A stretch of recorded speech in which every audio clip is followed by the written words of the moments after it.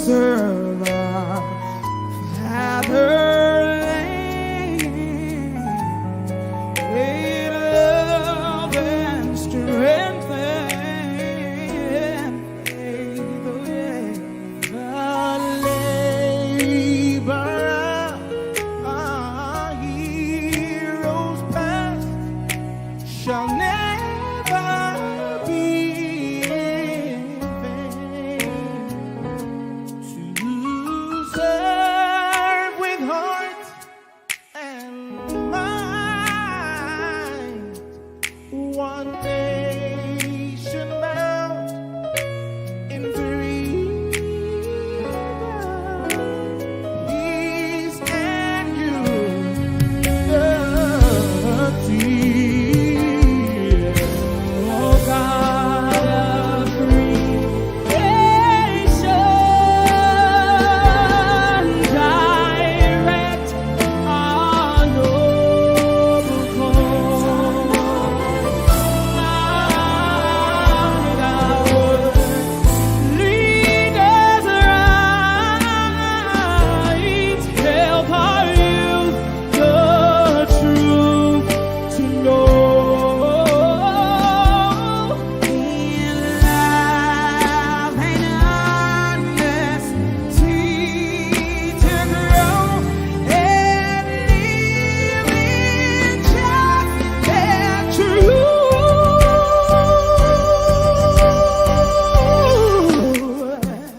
Great love the eye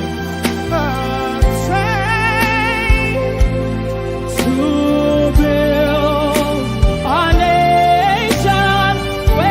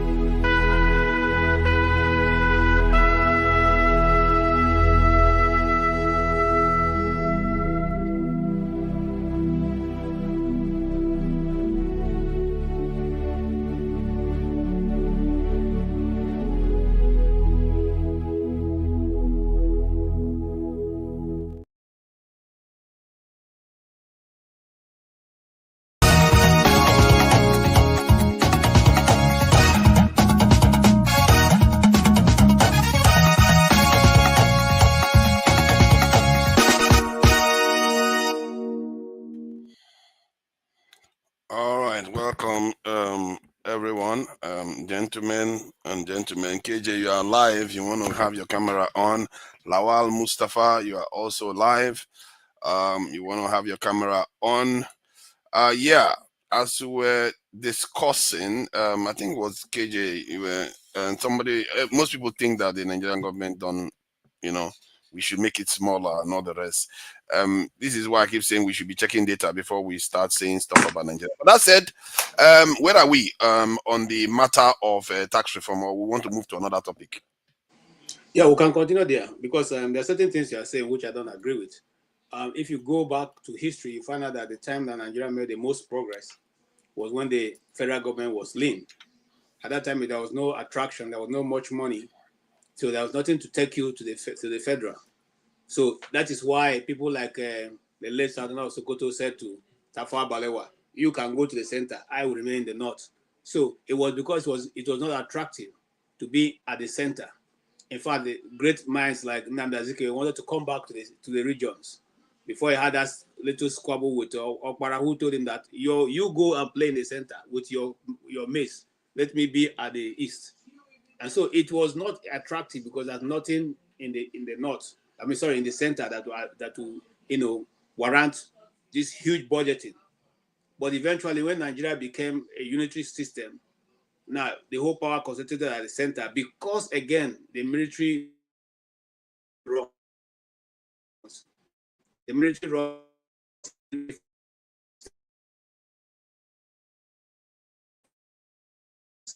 to bring everything to one point where they can monitor it properly, and that's how it ended up being well up today.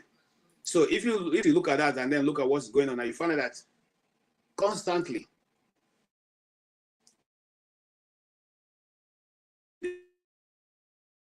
Your network is breaking. Because they know it's not my own, because I can see all of you. It's your own that's not going off our own. Really? Two people vote is outweigh All right. your own. No. I don't know what it is. Okay, so I'll go off and I'll come back.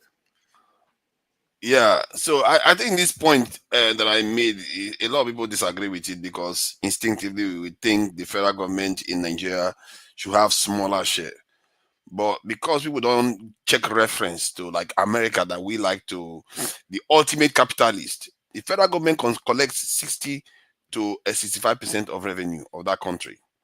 And that matters because if your federal government is deprived of resources, the states become too powerful and you have problems. If what KJ is saying now is correct about the 60s, which I will need to confirm, it could have created the environment that led to the state really getting into a civil war, something like that, because the federal government was so weak. So KJ, forefather, KJ is 100% right. What you are missing when you talk about the US did not own the investment. But in Nigerian case, Nigeria owned the investment.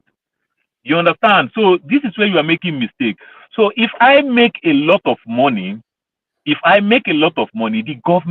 federal government make a lot of money. I don't have a problem with that because I see all the good things that the federal government use the money to do.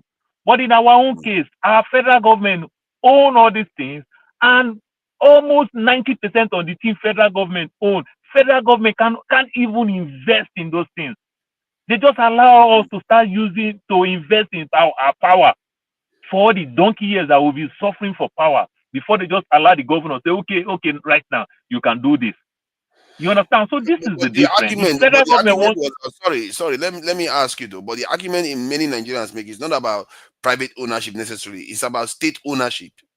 So if states own it or federal government own it, what is the biggest difference there? And as a matter of fact, in America, federal government owns a lot of things too in the federal government in America too.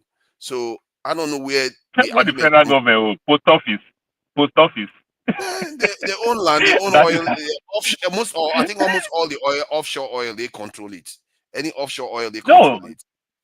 Yeah, so this is another thing that you are making mistake. So for further go look now, you discover that the University of Texas, Austin, Texas, is richer than Harvard.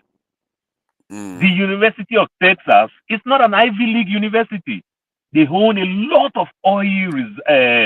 They own a lot of oil refineries and the like. Yeah, they own a lot of gold. They even did that. But remember, you see, the trick the American government plays is that they will say you own it all, but by the time they finish taxing you, you find out that who truly owns this stuff. They own it. Remember, if federal government tax you a lot in the US, to some extent is good. Do you know why? Because if this business is still dying again, the federal government still have the obligation to still help for this business not to die.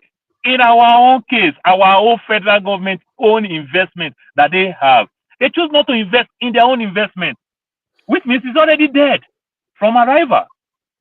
Just like as we talk about all this oil thing that you hear, you understand why continuously they keep saying Port Harcourt is rich, Warri is rich. All the old investments that they keep expanding little by little. You understand? When they can exploit a lot from Ondo State.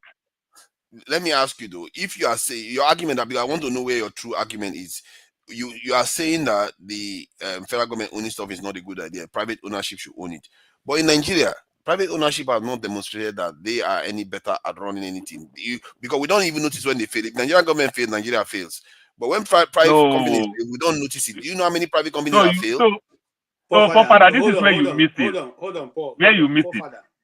Just this week, OPEC, Organization of African Unity, of petroleum exporting countries, gave kudos to Dangote refinery, saying since Dangote came on to the stream, they have now been able to export. He's now exporting oil and reducing the cost of importation. So now that's a singular individual being recognized by an international organization for their contribution and how it has affected OPEC, oil control. Now the one where I'm going to is this place. The one that the federal government is supposed to do towards Dangote, which is to supply crude. They've not even been able to meet the quota that Dangote crude refinery is asking for, to the point that it has to start importing from outside crude that it has to use, crude that's in our backyard, crude that's at some place that not even been mined yet. So what Paul and we have been trying to understand that in the US, those kind of things cannot happen. It can happen. By the way, how many times have you seen a government come out to support a business and die in Nigeria if it's not one they want to sell to themselves? When? So, but the argument you are making is not for removing resources from the center, but most of the argument I hear Nigerians making is removing resources from the center. They want to eviscerate the center, so the center becomes weaker. What is the center doing with the resources? So resources you ask American government what they are doing with the resources now. Yes, what are they doing with it? See, they don't see. Okay, maybe the reason why the center is failing in Nigeria is because the sides of Nigeria want to rip the center open. But in America, the center keeps 60 to 65% of the resources. No, I'm giving you the numbers. What do you think about that? You keep comparing this thing. America, every you are talking tax that they get. Tax. Yes. What about the investment? Yes. If federal government don't own this investment, they will not let. We always do everything possible to make private investment work because that's how they make money. That's how the US also make money. See, you get the point. I was surprised that most of the companies in America, if not 90%, I don't have that statistics, but they are run by individuals, small companies, families. Some of them that I know, I one day asked one of them, they say, everybody working here is our relation. This is a third generation. And look at their house behind their company. So everybody in that company is working. And I asked the guy who is their father, who seemingly seems to be the owner of the business now. And I said, this guy has he finished school? He said, what school? What do we need school for? We'll have our business running. Okay. So all the education he needs to get, he gets from his grandfather, who tells him how to run the business. That's all they are concerned about. They're not concerned about your certificate. And they are contributing and making America work. This is what we are saying. The model you are saying as if that is not the same for Nigeria. Nigerian businesses are run by mostly Nigerians. The big companies are not that many. No. Nigerian government is the largest employer of labor in Nigeria. How about forefather? We're not going to talk about that again. Now. Nigerian government is the largest employer. In America, is practically the same too in terms of single entity. I don't know. I don't know which America you're talking about. Mosquito. Where did you find mosquito in America again? This one you're slapping your hand. So no. It's like, mosquito in America. Father, we have information. I don't have that information. So, but this the in terms of revenue, I feel like the federal government of Nigeria now, from what I gather, they have 750,000 workers. In America, I think they have almost 3 million. In the UK, they have probably more.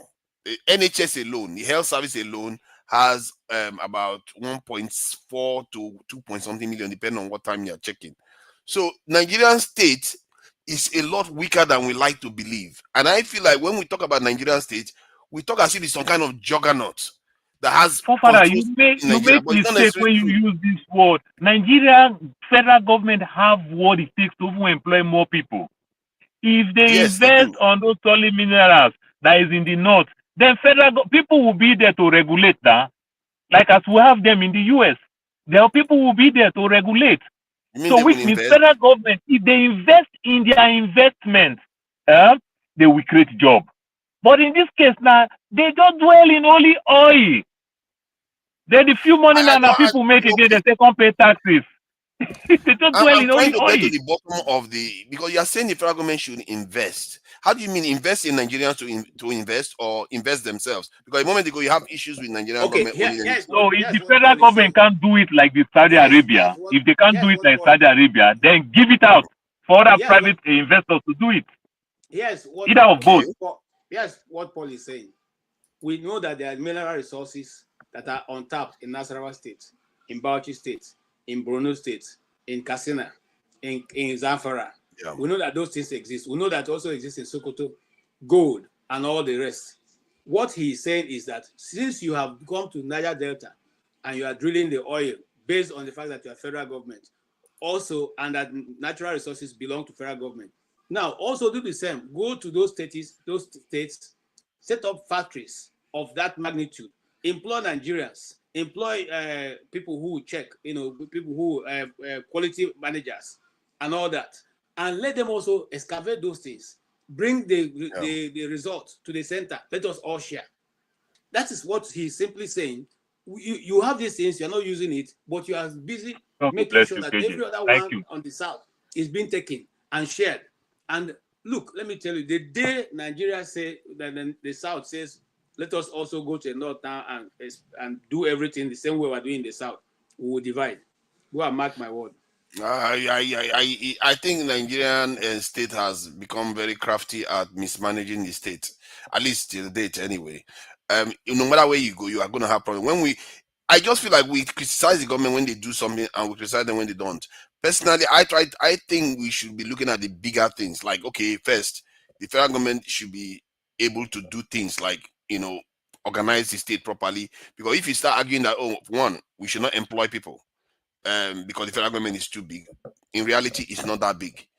It means that you are not as informed as you should be regarding the debates that they are having in the country. If you say federal government should not have more resources, that is not the right argument to be having. You should be having the argument like you just made just now, the last one you made. They should leverage the resources that they have and set up industries so that people can actually start earning. Everybody can start earning. Whether it's through private, whether they do it themselves, one way or another, they have to do it well, because it's clear that there's evidence that federal government can do it themselves, or many times state government can do it too. In Nigeria, we even have a recent one that just occurred with Dangote Refinery that shows that a private company can actually do it well. So we can do all of them. It's just that the state is not functioning. But when we start arguing that, let's make the center weaker, let's sack more federal workers, they are too big, and all those things, we are thinking like Americans without actually checking the numbers. We think like Americans because we see that the states in America seem to be very powerful. But in reality, the federal government is far more powerful than, in terms of proportionality, than the federal government in America is more powerful than the states. Because Nigerian governors are immune. And from what I checked, they even keep more resources compared to American government. So I don't know. I think some of the things that this president is doing right now in terms of this tax reform, it might reshape Nigeria to an extent like the kind of structure America has in terms of taking money through tax. Because if you can take money through tax, let the state own what they want to own. Because you can claw all that money back from them through tax. That's what Americans are doing. And maybe that's a clever thing for them to do. Who knows? I just feel like that debate, we tend to have it a lot. And when I checked the numbers, I was shocked. When I checked the number that American government keeps 60 to 65%, because the way many Americans in America talk about this is you think the states control everything. That shocked me.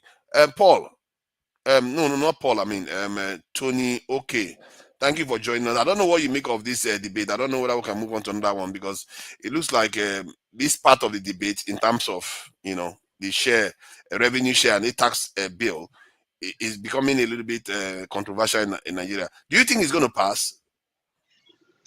Well, I don't know. It will be controversial because everybody is looking for how much more it can get. Nobody wants to get less than it's been getting before. And the state governments particularly, we talk so much about the federal government, but the state government, I don't think there's a lot more focus on them and what they do with the resources they get with the revenue they get from the states, from the federal.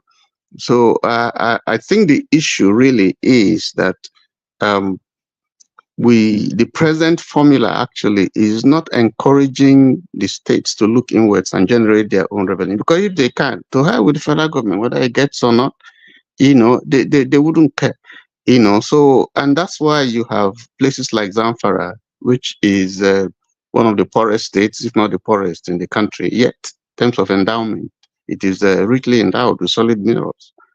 So if we develop a mechanism or rejig, this revenue formula in a way that it will encourage the states to look inwards and do more for themselves than look on the federal government, I think we'll do better. But apart from that, I like I said in the previous, when we had this discussion in the platform, Dr. Damages, you see, there are certain contentious issues that have been included in the tax bill, and that is part of what is generating a lot of worry. Things like population, things like landmass, things like VAT, even the way it's operated, and who collects what and who shouldn't collect. So I think that we really need to tinker with some of those things, because there's for me, if you look at if you dissect them, you'll see, things for me I think are unfair. The Niger Delta, for instance, you can give it 100% derivation, but those areas, I think KJ mentioned the issues of environmental degradation, the challenges that have been caused as a result of companies prospecting for oil and all the environmental hazards that are being caused are not addressed. So even though the states get more, the people don't feel it. So what's the point? And there's no way, no institution that really goes down to find out what the state's government do with the amount of money they've collected over the years from the federal. But if they can look inwards and begin to use their internally generated and develop resources within, it will create jobs. It will address some of these issues that we're talking about, rather than just looking at the federal government. You sit down.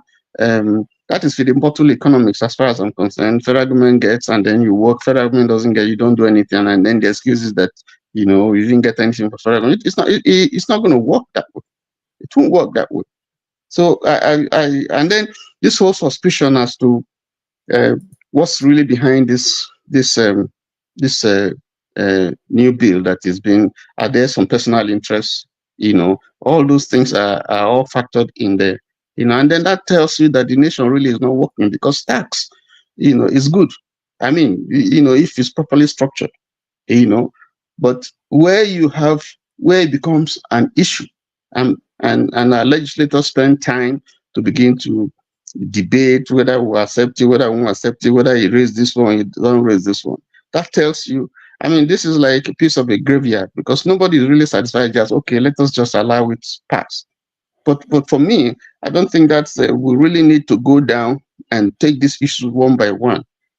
For instance, take the issue of population, which is embedded in derivation. I mean, you get for your population, in terms of your size, you get the certain percentage that is given to you for population, and that's why, for instance, the census have become political, because it's tied to derivation. Whereas the census is supposed to help you, to give you statistics that you need to be able to plan. And nobody looks at that. So you just put a figure that the United Nations gives to you, and then on the basis of that, you now begin to calculate, and work out. That's wrong. You don't know what your population. You don't know the size, even the demographic. Why do we keep saying we don't know the population? If we cannot, we have an estimate. We have an estimate of who we have. The moment you have an estimate, the moment you count them, the birth rate will change, or people will have children, and it becomes an estimate again. So I don't know why. Yes. If you have, we talked about this a long time ago. You see, if you have various sources, we don't have a central data place. Even the NIN is not doing that, capturing that. We have data from the banks, people who are banking, you have people deaths, births, you have all sorts of population, you have people traveling, you have all those data. But it's not harmonized. You don't have a central data where you can, maybe 99% say yes, this is the data. It's not updated So how can you plan with that? That's not data. That's somebody just telling you who you are, giving you a figure, and then we just accept it. Some people say, for instance, population. With actual data though, like from BVN, NIN, and BVN, you can actually tell when it is active in Nigeria because the person is using the account. So all these Yeah, things, yeah. yeah, but how many people? That's for the city. Even in the city, how many people really have bank accounts for BVN? How many people have a bank? In the north, they don't put money. Nobody has time. The trader, even in the city, does not have the market woman doesn't put her money in the bank, and he has to spend years, or she can't even get money if when she wants to trade cash at hand to buy, what she needs. Nobody goes there. Even those of us who even go there, you can't even get money. You go to POS. That's funny. I don't know. You can't get the money in the bank, but you can. If you go to POS, you probably get everything that you want. So that's pseudo economics. That's not how you cannot plan with that type of thing. You just can't plan.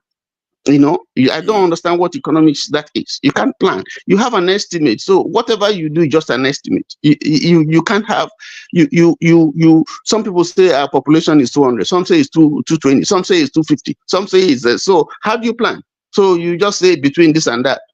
So that's what we're talking about.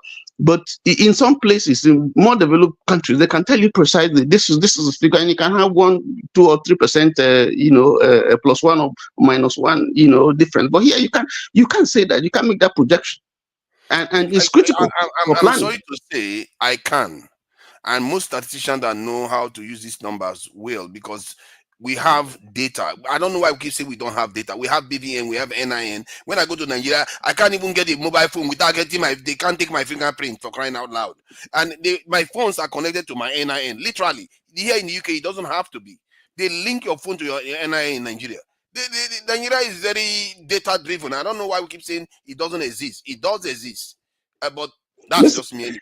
Um, if I key in now, I say I want to know how many people fly in and out of Murtala Mohammed Airport on a daily basis. You can't get that data. You can't get I that don't data. know. They probably account. I think if you don't have that, American government will not allow you fly. I think you probably have to have that as No, you as a don't have that data of the traffic. Mm, How many people come in, how many people go out, and which countries are they I going think to, you and have so on to and so have that. forth. I think you have to have that for international travel. You have to have that. American government, we will not be able to travel to many countries in the world if you cannot count the people that are coming in or going out. At You least can collect those data from the airlines and so on and so forth. But in terms of a central data where this is stored and just at the button, you get this. It's not there. That's what I'm saying. The data, you have data all scattered all over the place that are not harmonized. You don't have. I mean, and that's not the way it operates here. For as far as I know, let me that's not the way. yeah, I hear what you are saying, but well, that's your opinion, I guess. I think it's Andrew that came next. Andrew, thank you for joining us. I was just trying to highlight that this tax bill in Nigeria, when we say we want it, we tend to shift the argument to the federal government should give the states more resources and autonomy to control their natural resources. I think maybe there's some truth there. What do you make of it? Yeah, thank you.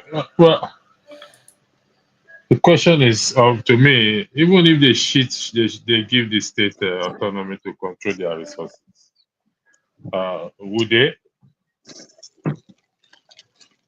After all, Well, they will. the Which they state, will take over. there's a bill for the states to generate electricity. Have they done that? The answer is no. So, uh, it's the argument we will continue to have this argument. Like I said, it's done. It's all in our hands. It's in the hands of the people, the citizens, to make this change possible. We had this discussion, Kimi and KJ 2 days ago, and Otsi, that the citizens have to start to take responsibility. I'm not saying leadership doesn't have their own issues. Of course, they do have their own issues. I mean, the states, even if the federal government has not given them autonomy right now, And the states still have some resources. They generate resources. But they can't say all the resources they generate is sent to the federal government. Now, let's be realistic with ourselves. They get funds from the federal government, state funds, security, and everything. They get all these funds. What have they done with it? What have they done with the funds so far? So let's look at the little things first before we start clamoring for the bigger one at the end of the day. They've done nothing with it. I And think maybe here, that's what people are saying, though. They are saying that because the states are getting from the center, that the states should be generating their own, and they shouldn't have to rely on the center for even the one that they get. They should be the okay, one giving to the what center. for that? Who is stopping the state? Is anyone stopping the state? This is a sincere question I'm asking. Is anyone stopping the state from generating? The states do generate money. Not that I They know of. generate revenue. Apart from when the government decides to devalue the naira and throw the economy into chaos. So So what you're saying is the state, let's for example, Lagos State doesn't generate revenue on its own. no, they do. How about River State? I think How Rivers State about does. Bayelsa State? How about Delta They State? all do, not enough. That's the What do you problem. mean it's not enough? They don't have What do you enough. how do you define enough, please, if you don't Like, mind me they, asking? at least from the point of view of the people, ownership matters. I think that's what they like. You have to have right to control mining, Okay. Uh, uh, your natural resources. okay.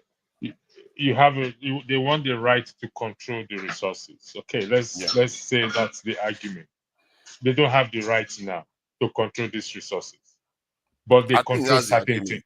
They Yes, control certain things. They control certain things yes, that generate revenue. So what yes. have they used that little revenue to do? That's the question.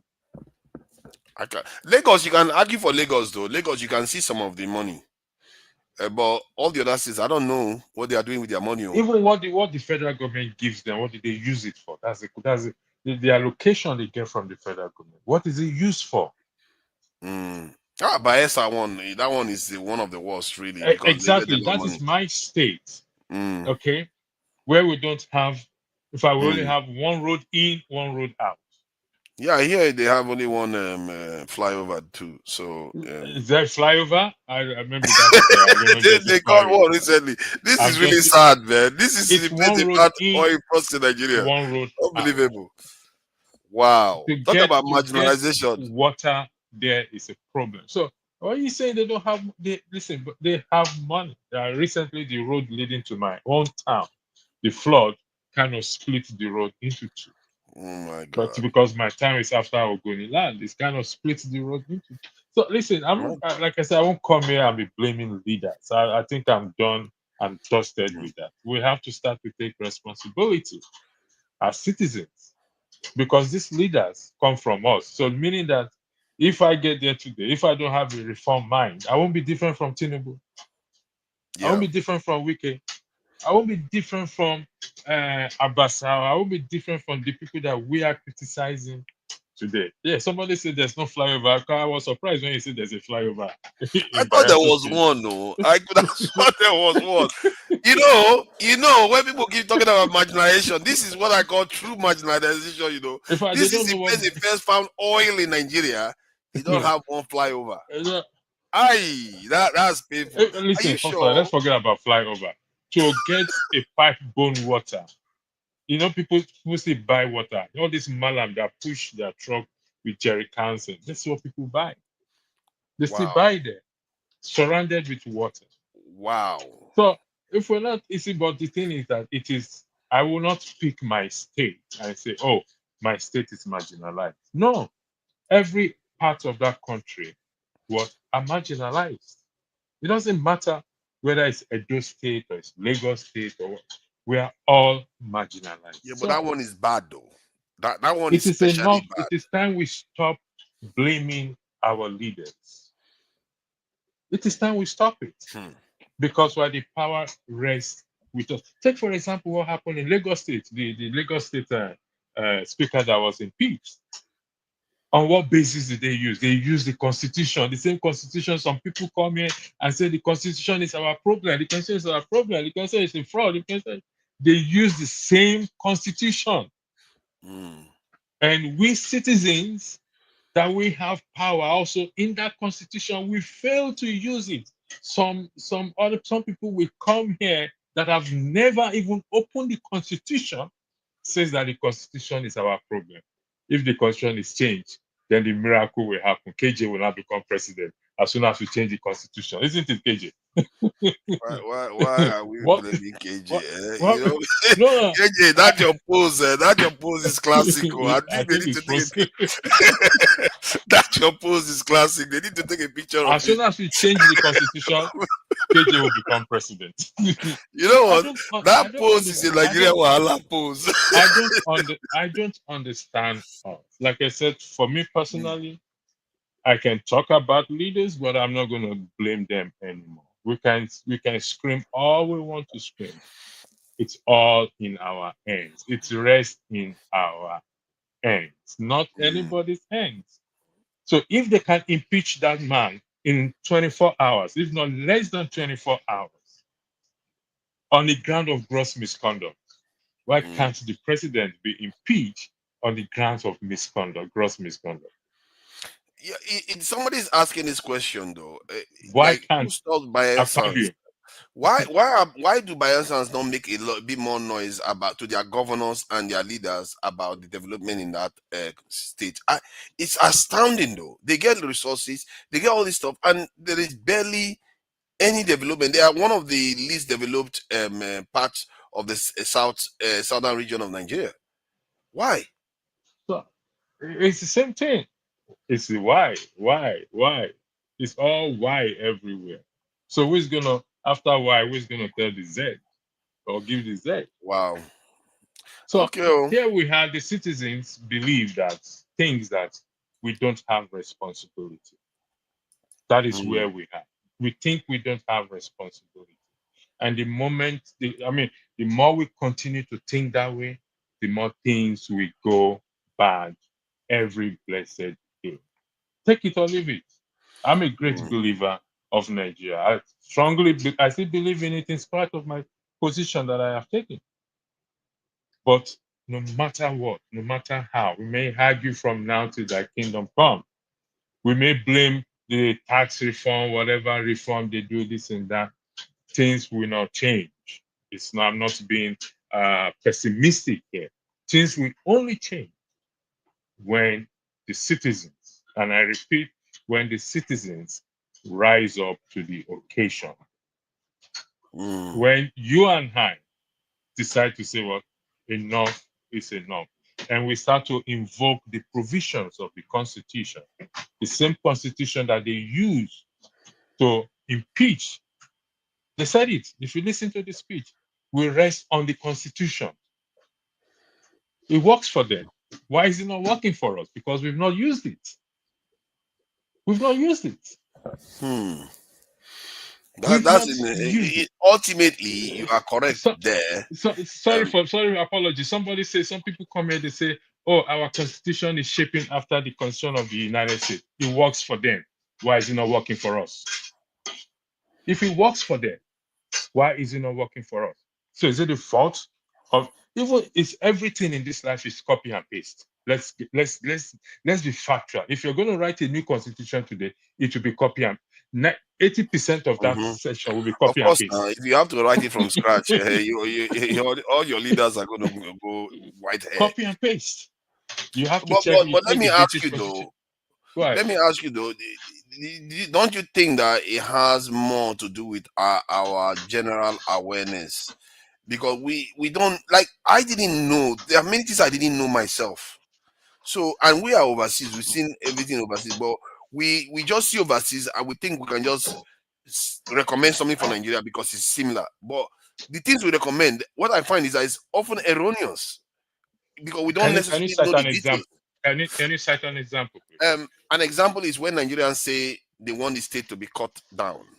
They want things to be like, another one is they want the states to have more share of their resources. The federal government should get less. But in reality, most of these other can I please respond to Nigeria? All right, good. I'm not the moderator. I finished talking. Okay. Go ahead. Yeah, what is it Can you I want to please know? respond to Niger? Yeah, go ahead. Amori, the floor is yours. Hello, can you guys? Yeah, we can hear you. All right, thank you. I think I'm having a network issues. Change To your Niger, network. I Change your think network. we deliberated on this particular issue a few days ago, and we had enough time because we're not many. We had enough. You're missing something up. I am taken aback when you compare America to Nigeria, where there is a sense of true federalism. The oil in Texas, for example, belongs to Texas as a state, and they pay royalty to the center. The resources in Florida belong to Florida, and they pay royalty, certain percentage to the center. When you compare Nigeria with America, I don't know where you're getting your comparison from. And again, there was something you said that day about four of us were like trying to correct your position, and you repeated the same thing today. I don't know if we listen to ourselves when we talk, or we just talk sometimes to cure our, boredom or depression or emotions. You said people are complaining of federal government employing too many people. When people are clamoring actually for more employment, when people are saying there's no employment, you repeated the same thing today. And we made you to understand on that day that it's not about the employment, federal employees, it's about the size and cost of governance. It's different from federal employees. You came here today, you repeated exactly the same thing. Nobody is complaining about federal government employing too many people. They're not even employing. The few they employ, they are social doctors and their cronies. They are family friends and what have you. That's what they put in NNPC and central bank and what have you. Now you missing a lot of things up. I mean, I don't get where that analogy is coming from. It's a shame. The analogy is coming from what Nigerians say repeatedly. They keep saying it, and when he says cost of governance, that is what it is tied to. They have to pay staff for that are working for government. They have to administer all these these ministries. That's where all this cost is coming from. And when you say you want to reduce the cost of Forefather, government, then that is where you are saying they should reduce the state. Forefather, I think I'm going to disagree with you that the cost is coming from. I don't know. Sorry, I'm not. Do Oh I no, have go the ahead. floor? Though. Of course, yeah, Apology. because we are trying to get to some depth on this issue, so you can go ahead. Okay. The cost of governance can be coming from employing the civil servant, because some of them are not even being paid or have not been paid for months now. The cost of governance is coming from this where the cause is CURSE, which is the lawmakers, the executive. It's not about employees, the amount of people they are employed. That's where they are spending. Where's the evidence that they are spending the money? That's where the cost is coming The from. cost of governance, let me read what the cost of governance means. It says the cost of governance of a nation includes the money spent on public services, social security, government investments. This is why I keep Okay, saying we need. let's Don't you take two think we need things. to learn No, more let's about take these two things things? you've mentioned. Let's take two Yeah. things you've mentioned. Do we have social security in Nigeria? We don't, but we have it in a different form. That's what they mean. In what form? In what form? Like road repairs, Which road? Which infrastructure. road? Which Um, road? You last time you went to Nigeria, which road has been repaired? Which road did you are see you that was traveling? repaired? Are you traveling on a bush path when you go to Nigeria? Is he on Father, a don't bush do path? this. This is why people call Do you out.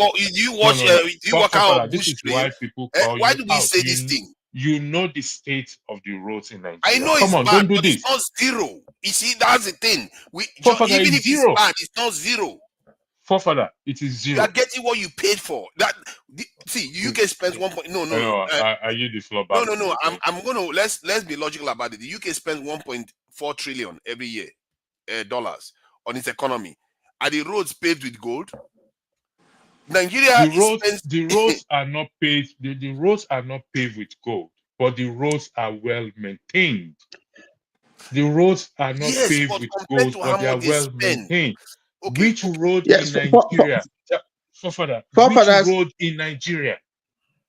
Forefathers, Okay. they will if they collect that much revenue in the UK. I'm not in the UK. They know that the population will hold them accountable for how those funds are Accountable. used. Yes. In Nigeria, you don't have that situation here. I You don't know, understand where you are getting you see, your argument from, or your theories, you see, a or your lot of facts. you'll be surprised that in some communities, the roads that they have are the roads that were built even pre-independence. In some communities in Nigeria, That's true. after 60 years, Yeah, and but yet see, they are part of the country.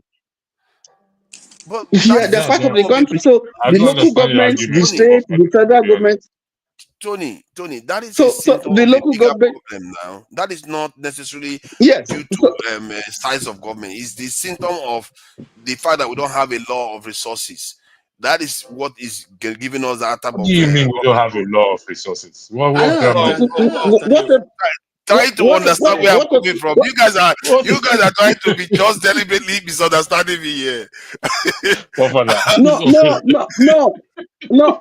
It boils down to this I'm whole saying Nigeria issue is a poor of country in terms of budget. Our budget is too it, low. Our budget is too no, low. no, no. Father. Yes. You know, if you were in the public space, I'll be the first person to say, stone you to death. Pick the stone Hey, and stone this hey, man look to at that! death. Look at that! You want to show me to that? Because I'm telling you the truth. Eh? You spent Forefathers, $28 billion. the truth is that the government that the governments all over the ages since independence are not, they have not demonstrated that they are good management of resources. It's not even the quantum of resources that you have that is important here. It is how you manage even the little that you have.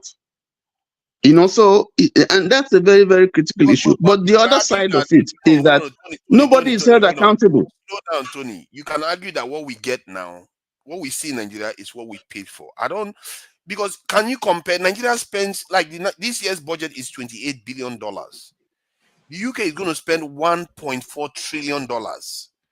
What do you expect? If you go to a shop, you spend 10 naira, the other guy comes and spends 1,000 naira. Who is going to get more? I don't Okay, let me understand. ask you What a do you question. expect to see? Let me ask you a question. Are you saying that all the resources that the state, the local government, and the federal get, that they're properly accounted for, that they actually go to the purse? There are no Yes. leakages? See, there are leakages, but if you look Okay. at even what I'm trying to let you understand, even if there are zero leakages, it's still not enough. We need to generate more. That is the Forefather. problem we are facing. It's Okay, a so Can deeper somebody problem. else say something? Forefather, Yeah, you're the yeah, yeah. moderator of the program. I Yeah. will sign off Oga from Ike here. is there. Sorry I about don't that. know Sorry about that.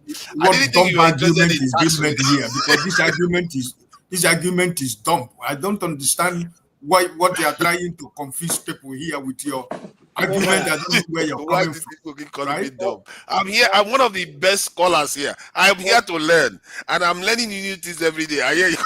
Forefather, let me Please say go ahead. this. First of Mr. all, Tony you first mentioned of the all, top of the when roads when when in brother Tony was telling you about the census in Nigeria that we don't have census, you are arguing. You argue for more than 30 minutes. We don't have census in Nigeria. You are just trying to be dumb for nothing. You know the truth. We don't You have know the sense. It fact. doesn't mean you can't count people. You know the facts and you know the truth, and you're trying to drag us to go to where we're not supposed to go. We don't have real census in Nigeria, do we? It's a simple fact, everybody know. So why do you have to drag us into so many places just Because trying to make a point? Oga, Yeah, every time you there compare are us other with, ways of counting every time people you without compare us, using if you census. don't see, bring America, you bring Britain to compare Nigeria with. I mean, look, come on, let's just I face can bring what is other facing us. countries though. Huh? forefather, it's only in Nigeria that there are more people in Kano than you have in Lagos State. It's only in Nigerian geography. It doesn't exist any other place when you leave Nigeria. But let's go back to what we've been talking about. Listen, look, here in the US, they say where I live, they do the road twice in a year, during the snow and after the snow. Now, after the snow, because of salt, they are going to put to check the snow to make it melt almost immediately. Most of the roads are chopped off. But as soon as the snow is over, you see them back on that same road. They don't even stop traffic. You see them retire in that same road. It probably be like a 6 months, So you see them retire every part that has any issue. And you don't even need to go and beg them. And the governor don't, or the mayor don't come to the television and take hours to talk about how incredible he is. He was able to tie 90 kilometer road east, 90 kilometers southwest. So we are still living in mundane times and situation. We are still living in a time where people in government see themselves as doing the people a favor. Tony said something some minutes ago.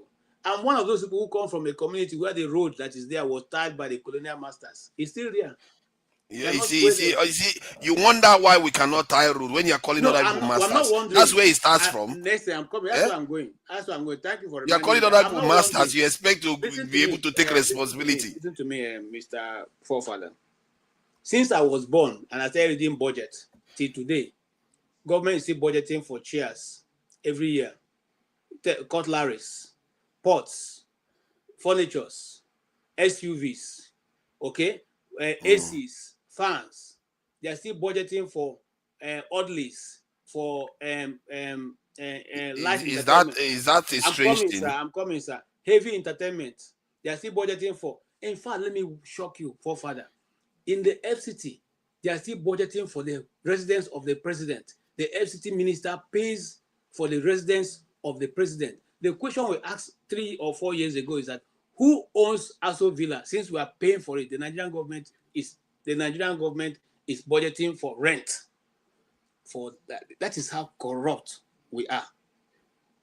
So when you say these things, a local government chairman is elected who doesn't even have the list of the cars I can call in Nigeria, which is a B2. But once he come in, he will contact Toyota and they will bring him SUV, bulletproof. Okay? And you think there's no problem with us? Now, that money, if they take that money and implement it, I will not have the road built by colonial masters in my community. Why do you insist on using masters for other men? That is what it is. Let's not. You want to start calling me master? I will change my name to master now because at this rate, since you are looking for masters, you must start calling me master. Stop calling Oyibo people masters. We still have colonial masters in Nigeria till tomorrow. They are the new not colonial masters. We have greedy Tinubu politicians and the governors of each state in Nigeria. They are now the colonial masters because they took over the GRS and they took over the services of the colonial masters, and they're still treating Nigerians as if they are under a colony. When you are calling grown men, no, if you see a criminal, you call them a criminal. Don't call them masters. Which criminal? You are setting a wrong precedence. No. When your children are hearing you call grown men masters. So forefather, calm down. I thought you had you can't be calling people masters. You want to take responsibility, and you are not calling yourself a master of your own destiny. Hold on, forefather. The new colonial masters in Africa are our political leaders. Have I made my point clear? They are not necessarily, because they were never masters. Okay. You see, that's your thinking. You are calling them masters. I'm coming. The people that were calling them masters were defeated people. Are you a defeated person? You like to deal with the nomenclature so much. Because it matters. You are setting an example for the young. Excuse me, forefather. Because I call you sir, does it mean that you have any power or authority over me? Because I say yes, sir. No, sir is a term of respect. Master is a term of domination. You are saying other people have dominated you. I don't think so. That's what it is. Master. No. If I show you the definition of master, it tells you exactly what you need to know. But back to what we are talking about, I'm simply saying that the situation that we Nigerians find ourselves now is a situation where if we properly budget our money, majority of what our communities are suffering today will not be suffering it. I said here that since I started knowing how to read budget till today, Nigeria is still budgeting for cutleries, for new chairs, for spoons, for pots, for gas cookers, for housing, for ACs, for fans, for cutlery. Where do you think they let it from? They do it in Trump is going to do it now in America. Trump, the house, the place Trump lives in, the federal government of the US pays for it, even in his hotel. No, sir, you are. You see, that's why I said stop comparing. American corporates are a different level altogether. You see, for you are very wrong. Trump, Forefathers, US government. forefathers, Can I finish my sentence? I leave you guys because I don't think I want to be part of You know this what? Let's crazy allow stuff Oga that is Ike going on to here. see Oga You know. Ike. Oga Ike, I'm not going to interrupt you, and nobody should interrupt him because he has a strong view. Please don't attack me too much. People are saying you you keep coming after me. Go ahead, Oga Ike. I'm not trying to attack nobody. I'm trying to be factual and honest because you should also understand that all of us are Nigerians. We didn't fall from the sky. So sometimes when we are discussing about issues in Nigeria, we shouldn't discuss the issue from Nigeria like none of us don't know what is going on in Nigeria. We're all Nigerians. Nobody fall from the sky. We live in that country. That's our country. So when somebody is trying to be factual, you just have to accept it. Stop using your AI information and the security and trying to confuse people here. You understand what I mean? Before AI came and the other stuff, we have information on how things work.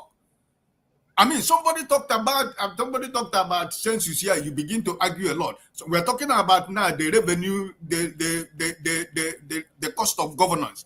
You quote one quote about what it means to be cost of governance, right? We are talking about masters now. You quote what master is.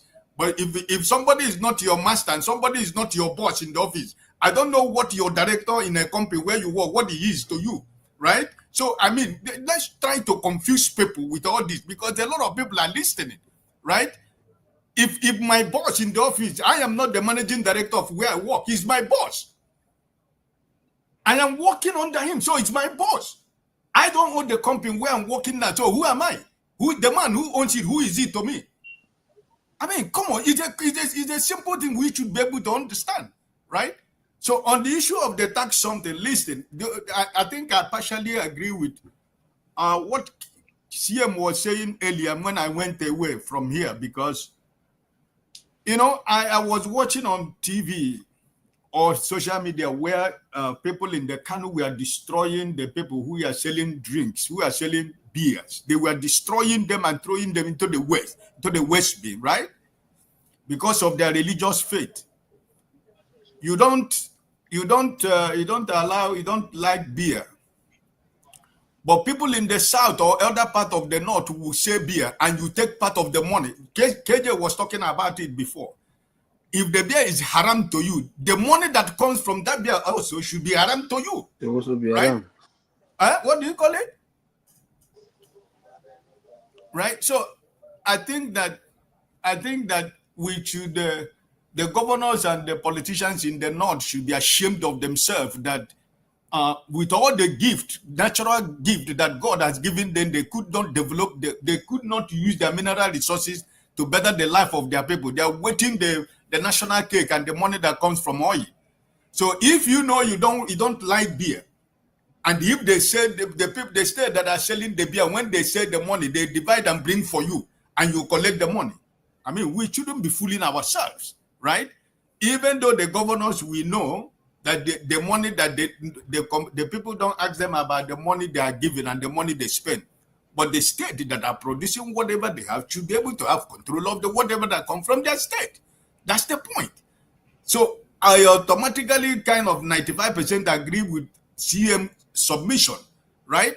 Because everything's federal government, the federal government, everything is in their hand. So if the state are producing like River State or Akwa Ibom or Cross River State, they should be able to manage what they have and give the, let's say, government, the federal government take 5% or 10%. I cannot produce more and you take everything from me in the name of federal government. So state should be able to manage what they have, right? Somebody talked about, is it Borno State where the gold is being mined? There's no flying zone in Borno State. So how are they selling the gold? They are selling the gold with the Chinese people, with people from Saudi Arabia. They are selling the gold on the black market. Nobody has given us account of the money they make from the gold that they do over there in that state. And we're talking about the resources of people from the south. We share it equally. Why you don't like what the people in the south sell? Because your religion is against that. You don't want them to do that business. But if the money comes from the business, you become part of it. How is it going to be possible?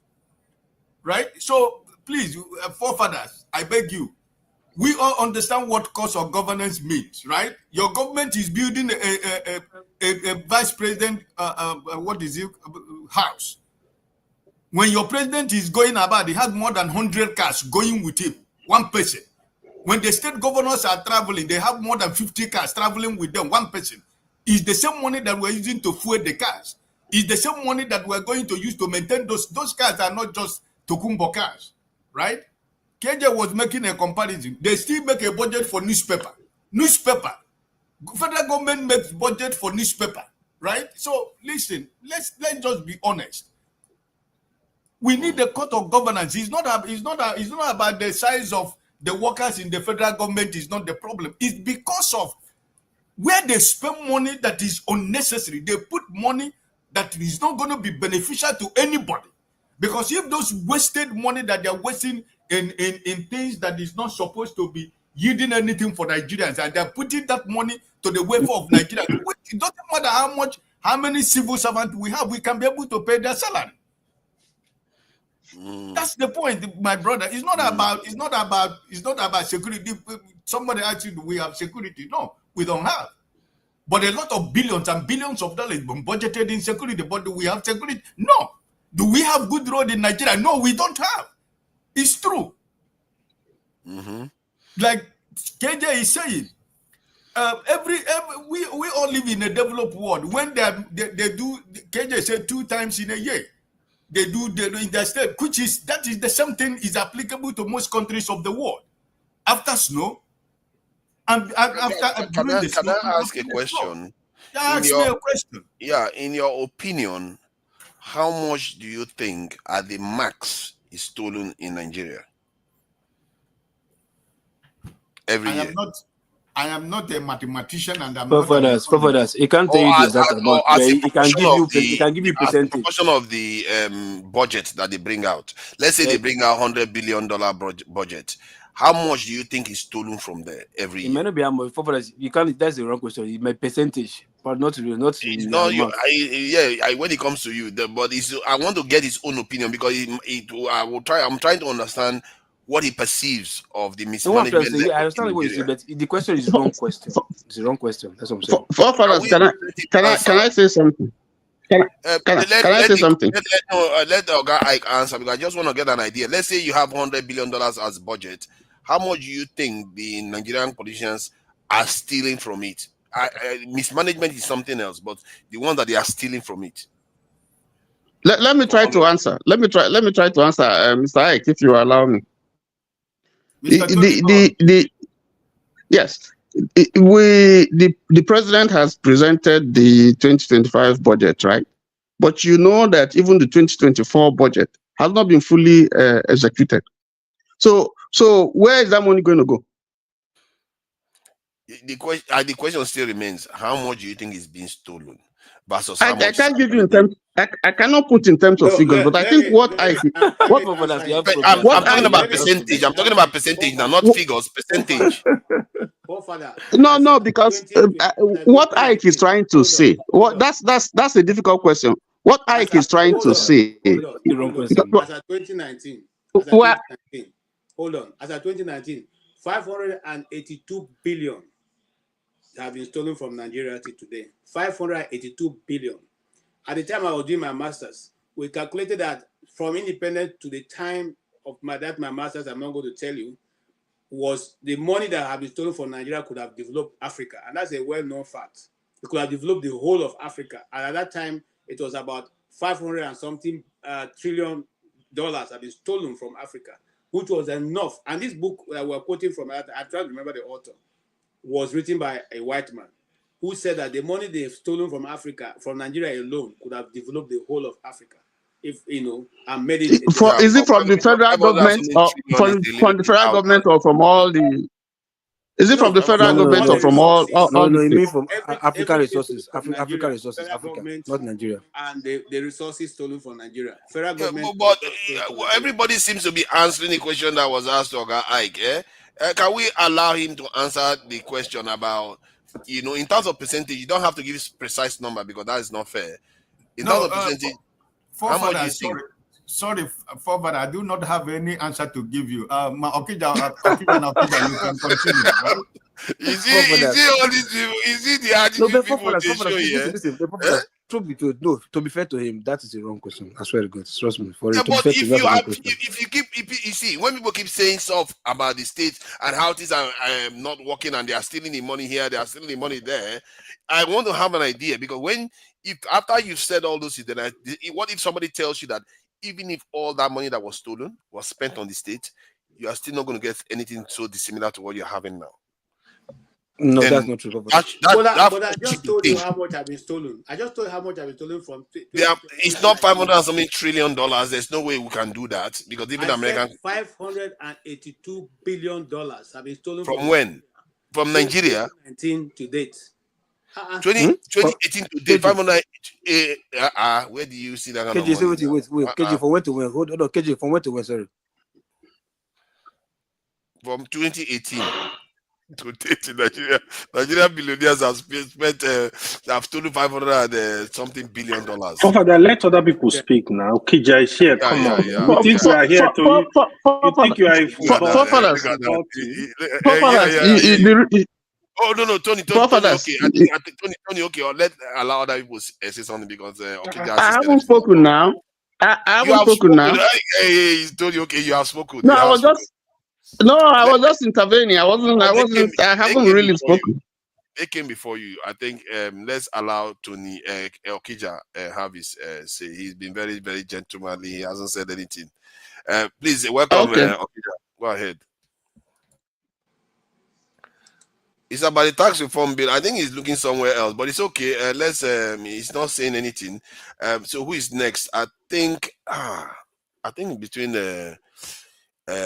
all our politics. I think it's all our politics. I think all our politics was here before Jonaba. So all our politics, welcome. Thank you for joining us.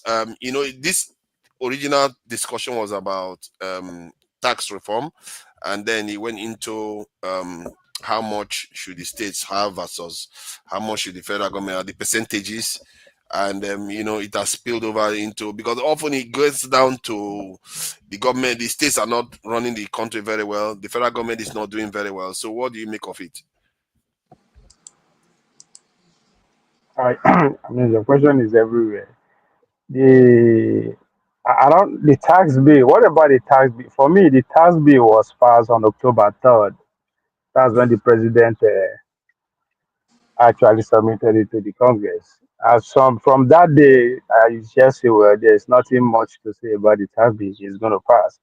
Everything on from that day to now is just politics at the highest level, right? Mr. Amori will define politics as who gets what and how. So that's exactly what you see playing out.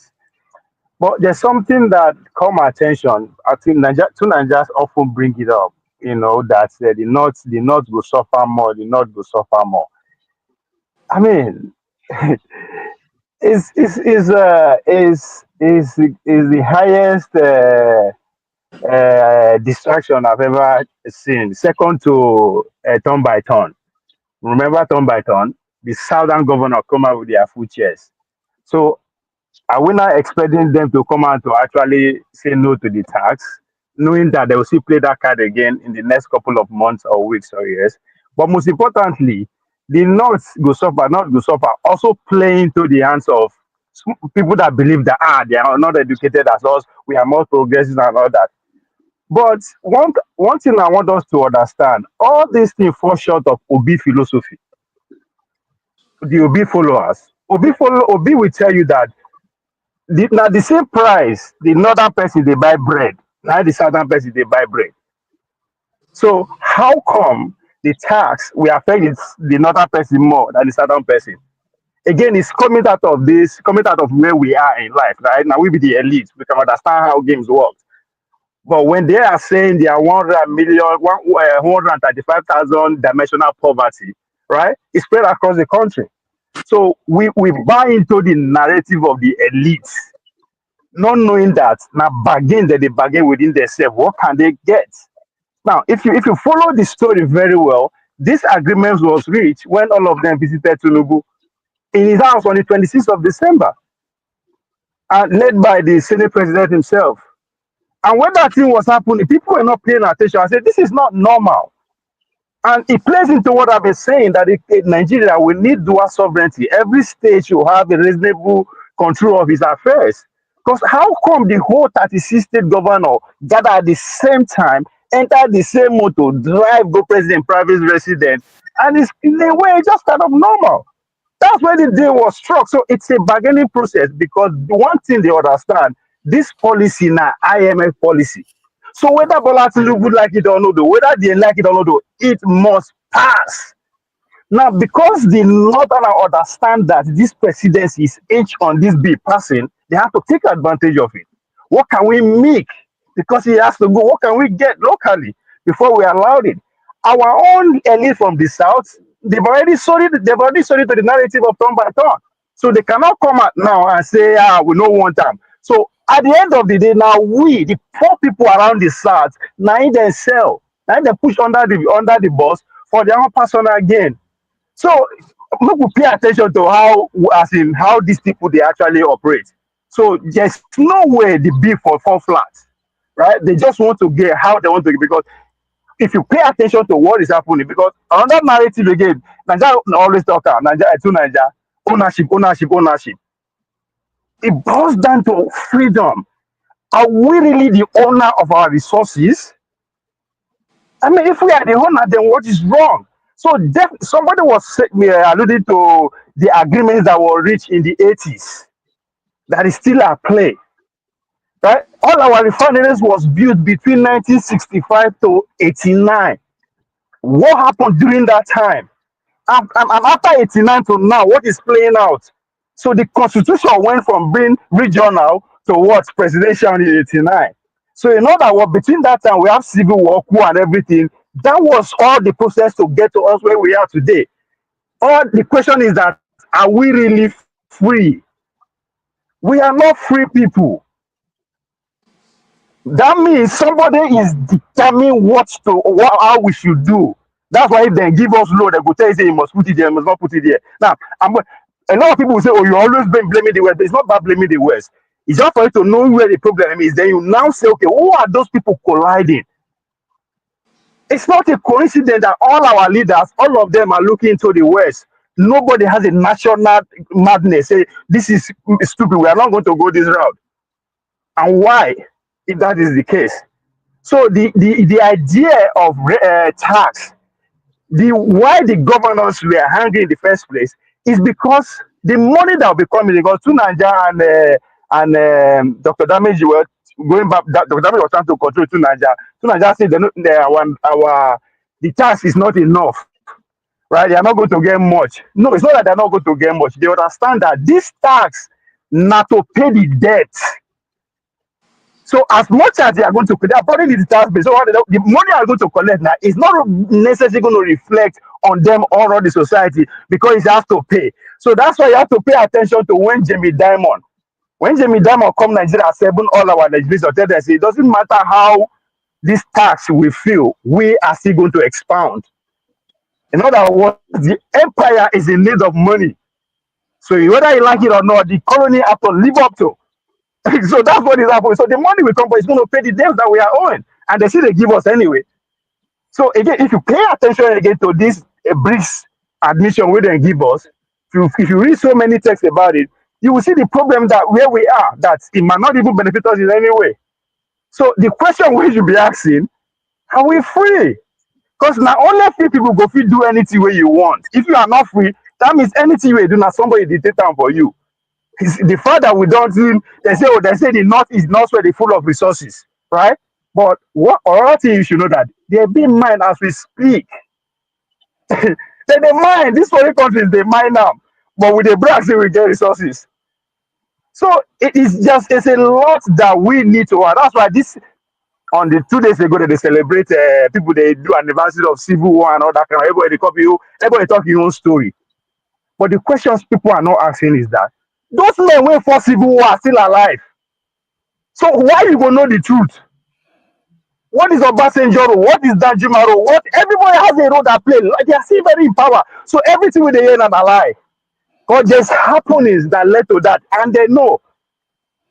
So there's so many questions. I think we ought to go back to the ask question. We not get our freedom by saying we fight for that. The negotiator. What are the negotiating terms? Because the fact that we're acting like this, it's not normal. So Thank you. either the head has known something that we don't know, or I mean, everybody's is stupid in this case. So the tax bill, those guys, they don't pass them already. So everybody gets what he can get because of the situation that our government is on at this Thank you. point. Yeah, I think I agree with both of what you have said. Apart from the reason why I say it's going to disadvantage the South is because the North is because they are generally poorer states, and if you are poorer, even if it's a little bit of tax, it affects you more. I think there's Even though now one person poor for South, we should be concerned about it. It should no, not be no, something of I agree with comparison. that. It's just It's that not something of comparison. there's the reason why they can play politics with it. It's not like it's coming from nowhere. That's what I'm saying. Is it my turn? I think it's AY. Look at that. Look at that. He just came in. He said he wants his thought. This is why Nigeria is struggling. AY, please thank you for joining. Was it AY or GD? I'm not very sure about that. Nami go talk. Nami. Okija. I Okay, think it's supposed to be Okija has Okija. claimed his turn. Okija has claimed his turn. Okay, Okija, please Like go it's ahead. Okija time, to be honest. So what what is the issue? Because you guys are going from place to place, so I don't even know Yes, what. I think at the core of it, let's get back to the tax reform bill. What do you think is going to make for Nigerians? Is it going to improve things? Yeah, I wish like before this show, like someone got those bills. I think they said there were about 4 bills, 4 different bills or so.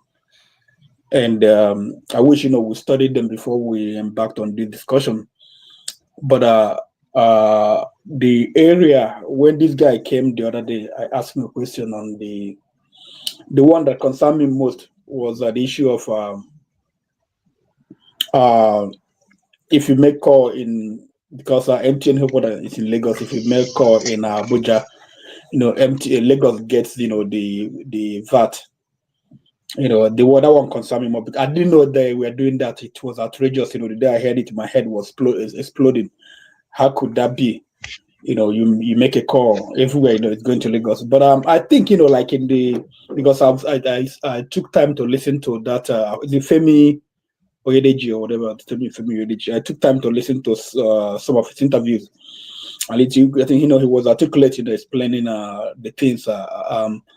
And also for the fact that Lagos state government and River state government, they are in court. They won the case because I think it's an appeal now. They won the case because they said they wanted to be collecting the revenue also as well, and the court ruled against them, so they went for appeal. Or I think was the rule in favor of them, or the federal government went to appeal. I can't remember, but I mean, like, that one is more important to me, and then I was happy that the federal government, that the sharing formula, they came down, they gave up, I think 10% or so, or 10% or 20%, they gave up to 10%, 20%, so that the state would get more money. Yeah, But I think, the concern, that is a bad idea. But I think the reason why Tinubu is doing it, because he knows when they start, I think Dr. Damage corrected me that it's actually designed to take more tax. They know that when they take more tax, the federal government eventually will get more money. That's how America operates. No, but I mean, it's not that the federal government has been getting a lot. They get money from from airports. They get money from the seaports. They get money from they get money from so many areas. So why would they be trying to get more from things being consumed within Nigeria? It's just like state taxes in the US. I mean, some people are making, comparing the two places. They can't. But state tax in Nigeria is just like VAT is just like state, consumption tax. You are like state tax when you buy anything you consume. If you go to a restaurant, if you buy some things, apart from in my state, states tax, they tax differently. They have a different rate. I think my state is like 7%. Massachusetts is like the next state is like about 6 point something. So it's like just like consumption tax. So this belongs to the state. It doesn't belong to the federal government. The federal government, they get their own money from when people pay income tax. In US, there's federal income tax. Wherever you are, you have to pay federal income tax. It's the same for everybody. Whether you live in Miami, whether you live in Florida. Sorry. I say in the US there's all kinds of tax, royalties. No, the federal government tax is the same everywhere. Then the state has taxes, like income tax. There are some states that don't have state income tax. So then you go to cities. Cities, they have different types of taxes. They have a real estate tax. They have some cities, like I think New York, they have consumption tax also as well. You pay the state income. State consumption tax. You pay the state city consumption tax. So yeah, so that's why they make their money. And also, I want to correct somebody said that the oil companies, they pay loyalty to the U.S. government. No, if you own your land, you make your money. You just pay your federal and whatever taxes. You pay loyalty. Oil companies, when they use the federal land, they pay loyalty to the federal government. Royalties, you mean?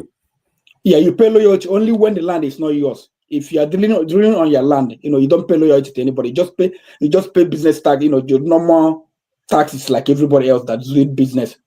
Except if you leave the land. Let's play it out. Let's play it out so you understand why the federal government makes a lot of money out of it. One, that business has to employ a lot of people. Oil companies, they have to employ a lot of people, and all the drivers, distributor, everything, they take tax from all of them too. So you can see why the federal government, eventually earns more money than even all the people than the way we like to believe. But in Nigeria, most institutions don't pay tax, so the federal government is not making that money. Yeah, but they were just like the argument here, and the figure, the number KJ gave you. What have you done with the one you've been getting? It's like if you are doing something, then you go to the people, say that we're not making enough money. Then the people will think, but again, also just like P2B and some other people have said, why do you keep taxing people when there is no production going on in the country? Yeah. Who's going to pay? How many people are in poverty? The minimum wage is not enough to buy rice. Then why do you tax those people? In US right now, if you're making less than, I think about 13,000 or 15,000, I think it's gone up already. Like in the first year I came to this country, I made about I think 19,000 or 13,000. I went to file taxes. They said no, go. You don't have to file taxes. I think it's like that in Nigeria, from what I gather, with this bill anyway. Yeah, but then the bulk of Nigerians, they are below. They're the bulk of the population. They are making. A lot of people can't buy rice. If the money they make every month, they can't buy rice. If after taking care of some people, basically the money can't buy rice. Some people, when they spend on other things, they can't even buy half bag of rice. So how do you keep taxing people? Maybe I don't know if they say we are making this law. Maybe if you make this amount of money for now, you pay taxes. Then as the economy improves, they'll be like, okay, they will still going down to catch more people to pay. But the way it is designed right now, I'm not sure how it is. But what I've heard people say that everybody will pay taxes, except if you make a certain small amount of money. Some people argue that, I don't know whether this is true. There was this argument that was presented online that Lagos is not going to make that they are not going to profit more from this tax reform. That many other states, like even Rivers State, is not going to get a lot of money from it, but a lot of southern states will. And even some northern states will make more money out of this tax reform. Yeah, especially the consumption one, the one that they're taking away, like for MTN, Dangote, all those companies that they're headquartered in Lagos. If you don't, the money will not be coming to Lagos again. To be going to the state where the thing is consumed. So if Dangote ships his noodle to Kano, and they consume a buyer, the consumer buys it in Kano. Kano gets that money. Before it was Lagos. If they ship from Dangote, they ship like maybe 10,000 naira worth of noodle. Or it's calculated. Oh, Dangote has sold at 10,000, and the tax is going to Lagos, even though it's going to Kano. But now it has changed. Okay, so, but let me ask you something though. If you wanted to claim VAT return, who do you collect the money from? Is it the federal government or the state government you collect your VAT return from? Like MTN, the way MTN does it, okay. I'm not sure that or like Dangote, the people who sell physical product. But for MTN, for instance, if you buy a recharge card, it's built into that already. Yeah, it's built into that. Yeah, so that's so they remit it to the federal government. And because of that, because let's say a company is headquartered in Lagos now, even if they are doing a lot of business in other states, technically, based on the way taxing works, they could claim a lot of money because they will say that's cost of doing business. Even if they did the business in Kanu or anywhere else, the whole money comes back to the headquarters in the main company itself. So you can see how Lagos can gain from that. And no, I mean, but the cost of doing business is quite different, because I don't know how. I'm not really sure how taxes are calculated in Nigeria, but in US, if you own a business, like KJ said, but KJ said something wrong, that at the end of the year, your gas money, they give it back to you. No, they don't give it back to you. What you do, you itemize it, this is the cost of doing business. I spent I spent $10,000, buying gas, I bought a car, all those things. So then there's percentage here, like for mileage, there's some percentage, for gas, there's some percentage, you apply to your business. So you deduct those one from your, you add to your expenses. Now at the end of the day, so does the money go to the headquarters? Like the place where the business is headquartered, that's where they deduct it from, Abi? No, yeah, but first of all, you pay taxes on the profit, not because you sold something 10,000 naira. Even if it costs you 11,000 to sell 10,000 naira, you pay taxes on 10,000. No, you have to, like, if you sold it for 10,000. I mean, if you sold it for 10,000 naira and your cost, everything is 9,000 naira, you just have to pay taxes on 1,000. And yeah, but that's still kind of, it still doesn't help. Justin, hold on, don't keep asking questions. See, even if you pay, like you reveal something there now, you pay tax on profit. What if they claim that because of expenses they don't have profit? So the money they spend, and remember, when they spend that money, they can now claim that money back too. Through VAT, they will claim VAT back. So in your own description of VAT payment in America, you can use that to offset other taxes that you need to pay. So either way, the company in Lagos will still benefit from it. So let's make our peace with the fact that areas that have better tax regimes and better headquartered organization will make more money when you but no, we're not talking about companies. We're talking about money government is earning. We're not concerned about company. Whatever they're making, that's their business. What we are talking about is money coming to federal government and state government. That's what we're concerned. That's what I'm saying. It's going to take money from those northern states or other states because the money is going to be taken from them and it's going to end up back in the hands of the southern state because that's where most of all these SMEs and BB businesses reside. That is no, it's not. It's VAT not. is not coming from nowhere. If you the money, the VAT is the company doesn't get the VAT. Like hold on. If I buy something, if something is being sold one way for or the other, they get it one way or the other. Whether they don't. The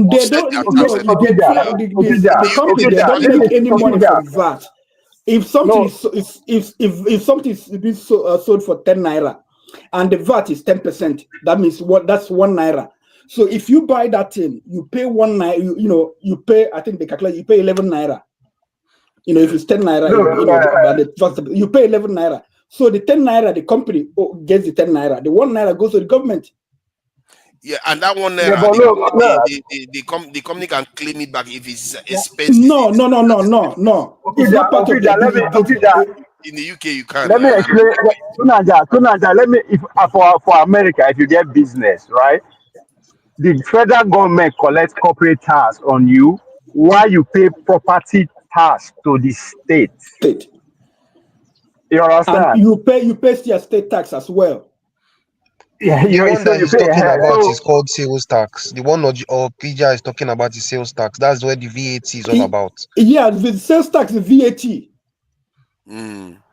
understand? Like if you are buying a course online in the UK, you pay VAT. Federal government they collect VAT. Yeah, the federal government they collect. So that's what I'm explaining. I'm telling for that the company they don't make any money from VAT because it goes to the federal government. That's all. The company will also pay taxes, pay their own corporate taxes. That's different.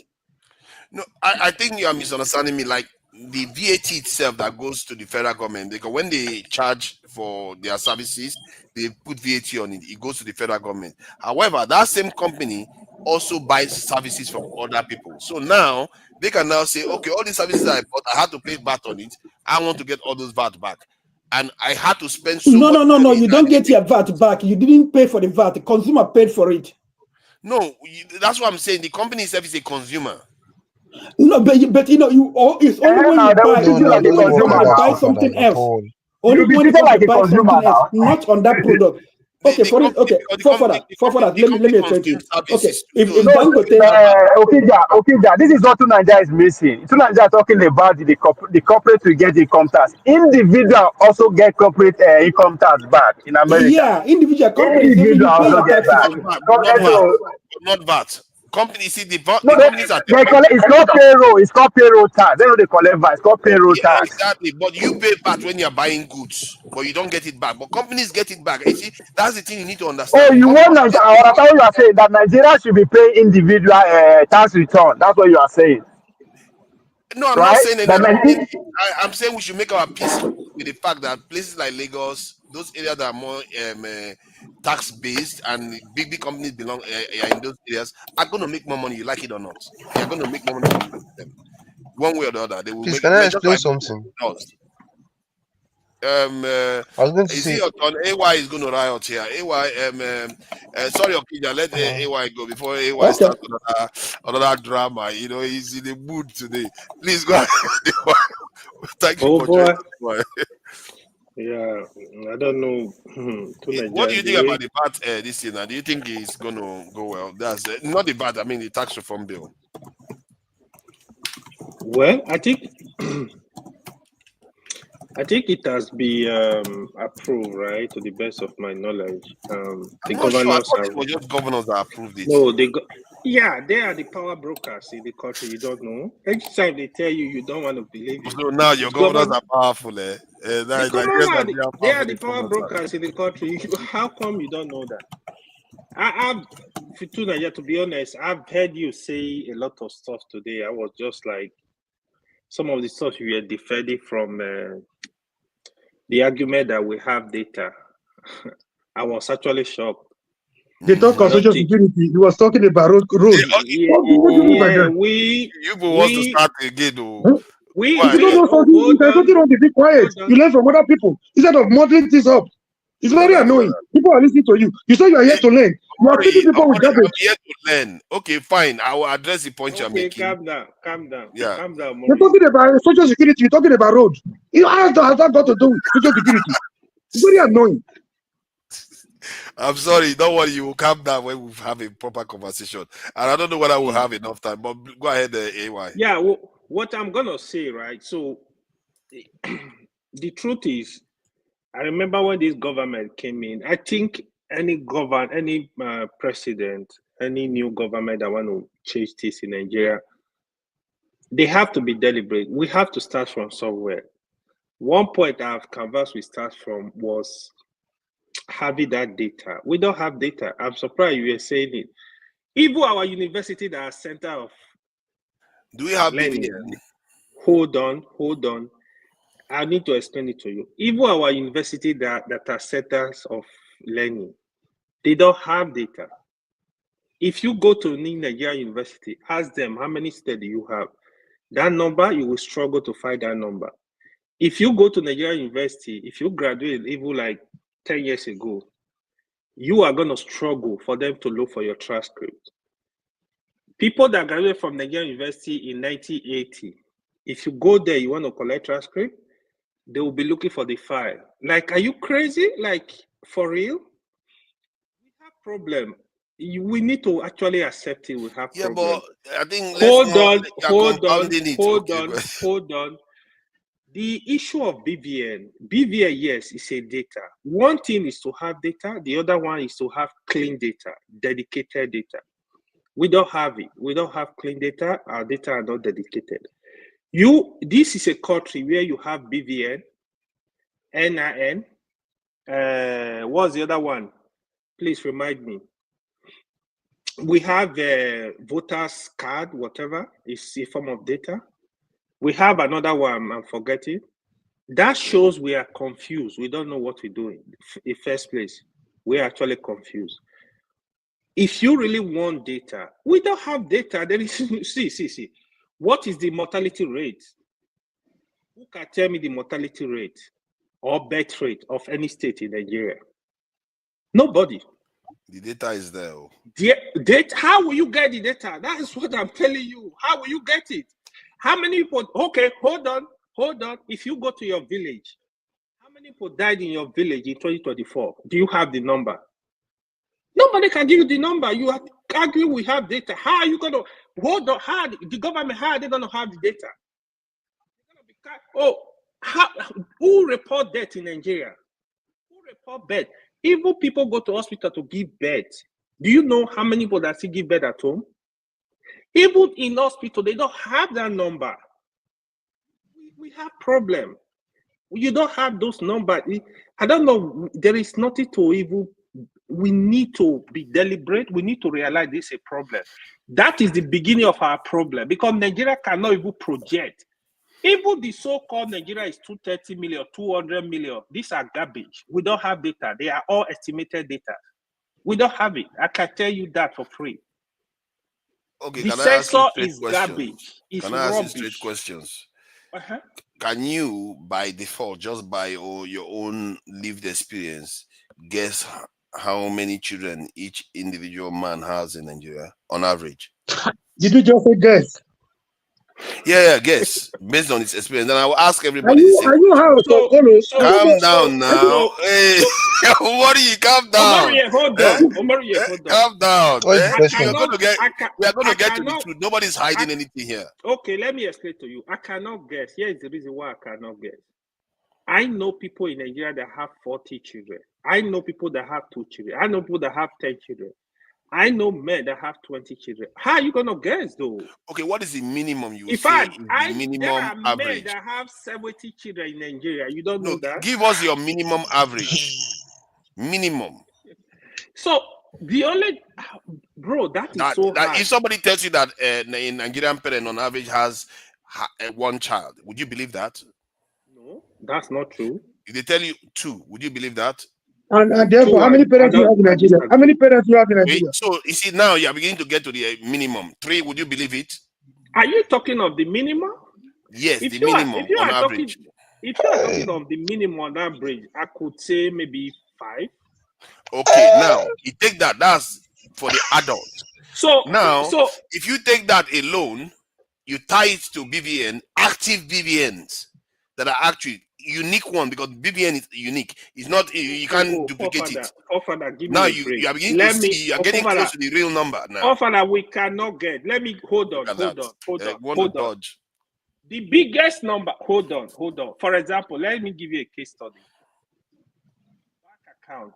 How many bank accounts do we have in Nigeria? Do you know? The estimated? I think it's in excess of 100 million. 100 million, right? 100 million. Probably that's the biggest number we have, right? As a data. What's the population of Nigeria that have bank account? Do you know? Okay, 150 million bank accounts. No, it says 150 million bank accounts. Mind you, some people have 3-4 bank accounts, even up to 5. On average, how many would you say? I would say 2. Okay, now split that into 75 million. Then 75 million grown men have grown adults. Then you split it to 35 because man and woman they will have to marry to have children. Hold on, calm down. Mm-hmm. Split it to 35. This in 30 million even. That 30 million has 4 children. What do you get? See, you see what I mean? You can extrapolate these things. So your guesswork to be constituted for accurate data. Look at that. Don't worry now. You thought it's going to come. Father, we have to identify the problem before we can look for the solution. You are not identifying the problem. That one is a problem on its own. Nigeria, we don't have that. Come on, somebody was asking you how many people fly from Murtala Mohammed Airport. You said you don't know. Nigeria, we are very bad with data. I don't know why. No, that aspect of data, I will admit that. But when you talk about population, that was quite specific. I will say you can. It's not. You can see. Let me explain to you. Even in population, you look at it, right? In the north, they tend to give birth more, right? Either have multiple wives. Okay. Mm-hmm. In the southeast, they are more like most of them have like, you say majority of the population have like a single wife, right? So you gotta look in the Southwest too. I mean, you have men having more multiple wives as well. You could say 50% have multiple wives. You gotta calculate a lot of things, so you gotta put a lot of things into consideration. To be honest, that's not how to get number. If you call a local government in United Kingdom, they will give you the number. See, there was a time we just tried to get the number of secondary school in a state. It was like this. In a Okay, state, calm down. Okay, let me ask you now. How many million adults do you think we have in Nigeria in total? How many? That's by your own minimum. I And can't I will ask answer everybody that the same question. question. Yeah, okay, Moruyi, how many million I'm not a grown soothsayer. adults do you think we have Are in you Nigeria? asking me? Okay, see, Tunaja, I don't mean to go personal at this time. I think we are here for serious business. We want a wise assumption, guesswork, to be substituted for a national data, statistical data that's supposed to be accurate for the purpose of planning. Yeah. Are we playing here? Are we playing here? Oh, we are serious. Are we just talking to take care of our loneliness? Stuff without it having Assumption cannot be substituted for that. It's not assumption. Go to your you have a phone there, right? Go to the meaning of data so that you know what you're talking about. You asking why some frivolous questions, imagination, guess what? To show you how accurate AY was. Data integrity let me show him how accurate AY was. And you might think that it's just ordinary guessing, but look at the birth rate of Nigeria. This is not fictional. This is actually based on data. And at the same time, if you look in BVN, I keep telling you this in Omori, BVN is unique. It's not two. And it's active, and it's often tied to grown-ups because grown-ups use it to get bank accounts. So how many people have bank accounts? No, BVN. I'm talking about the ones that have BVN. Bank accounts. So what does that have to do if for example, you're talking about national population of Nigeria, which people are estimated between 2 million and 250 million? What has people with bank accounts to do with statistical figures as per population of Nigeria? How do you arrive at that? How you arrive at that is based on the number of BVNs that you have. And I ask you, how many people have BVN? I take it that if you go by everybody having two accounts each, you have about 75 million people that have BVN in Nigeria. So your assumption now, your guesswork now can be used for the purpose of planning. Is that what you're telling us? Yes.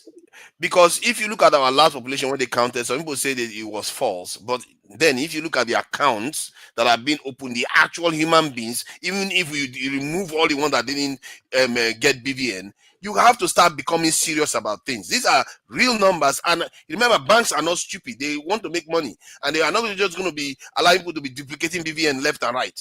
So do you know how many people in Nigeria forefather?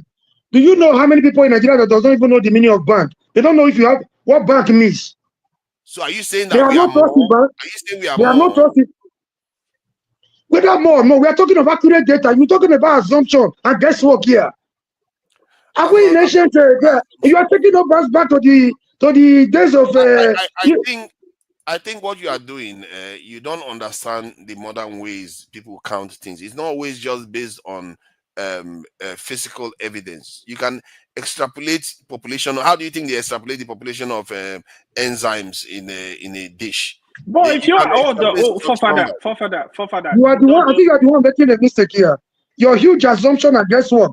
They are telling you that you don't have data, which means there is no central pool where you can pinpoint and get the figures you want.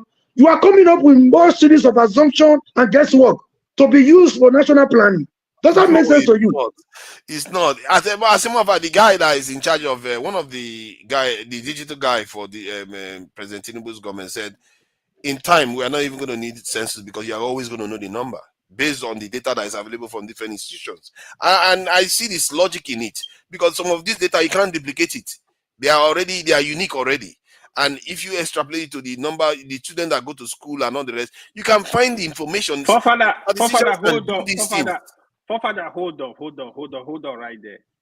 Do you know the number? Do you know the villages we have? I don't think some people when they speak, Oh my they God! don't Why know do we do these Nigeria. things now? You think I Hold don't on. know? Let's remove villages. I'm not going to remove villages. These are people that don't hold on. They don't even have access to basic amenities like banks. They don't have access to electronics. We have villages still today. Do you know the number of people in those areas? Hey, Father. Let me see what somebody is saying about we BVN. need to sit tight. Okay, see. BVN 64 million. See, so let's say half of them are dead. Because some people like to believe that.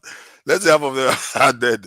Even those, the one that is remaining, if they have 5 children each, look at what you are going to get.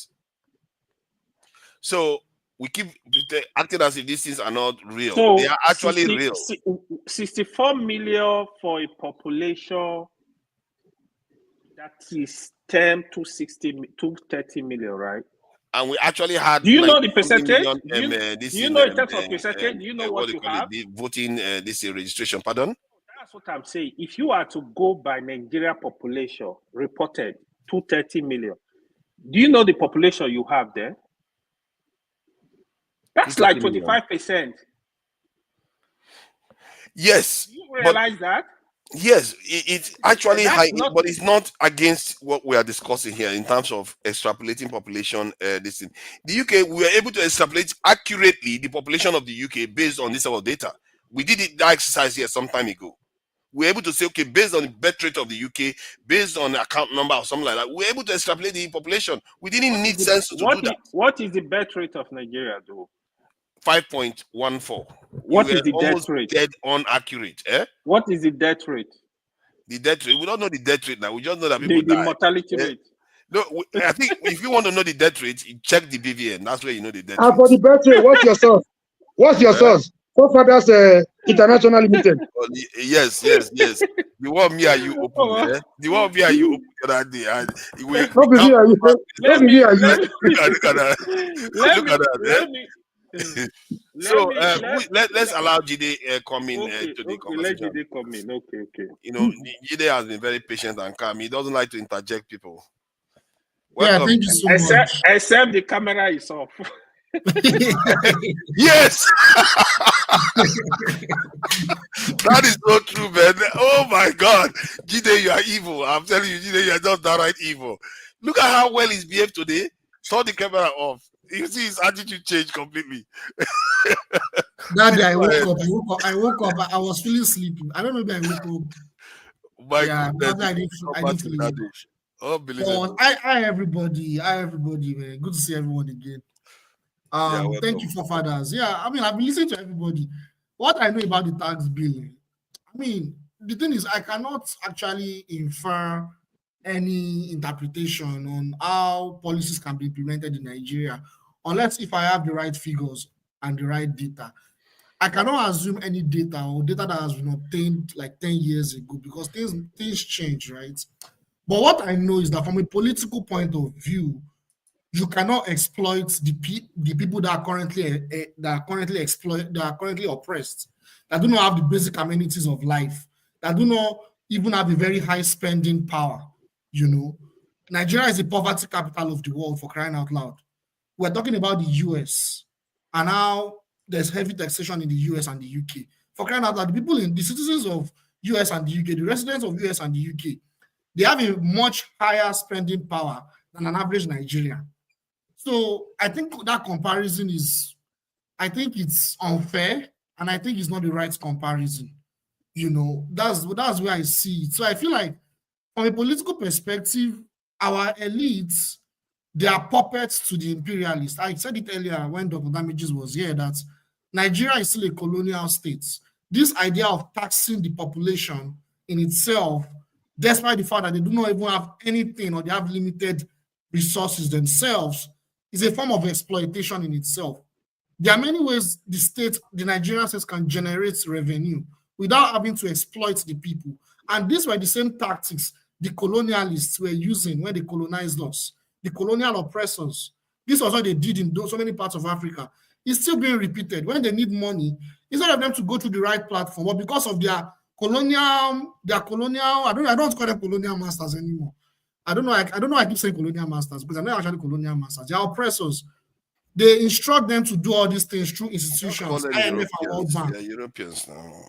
They exploit, these institutions, they actually implement economic policies in our country. And part of that policy is to exploit from the people, not to provide for the people.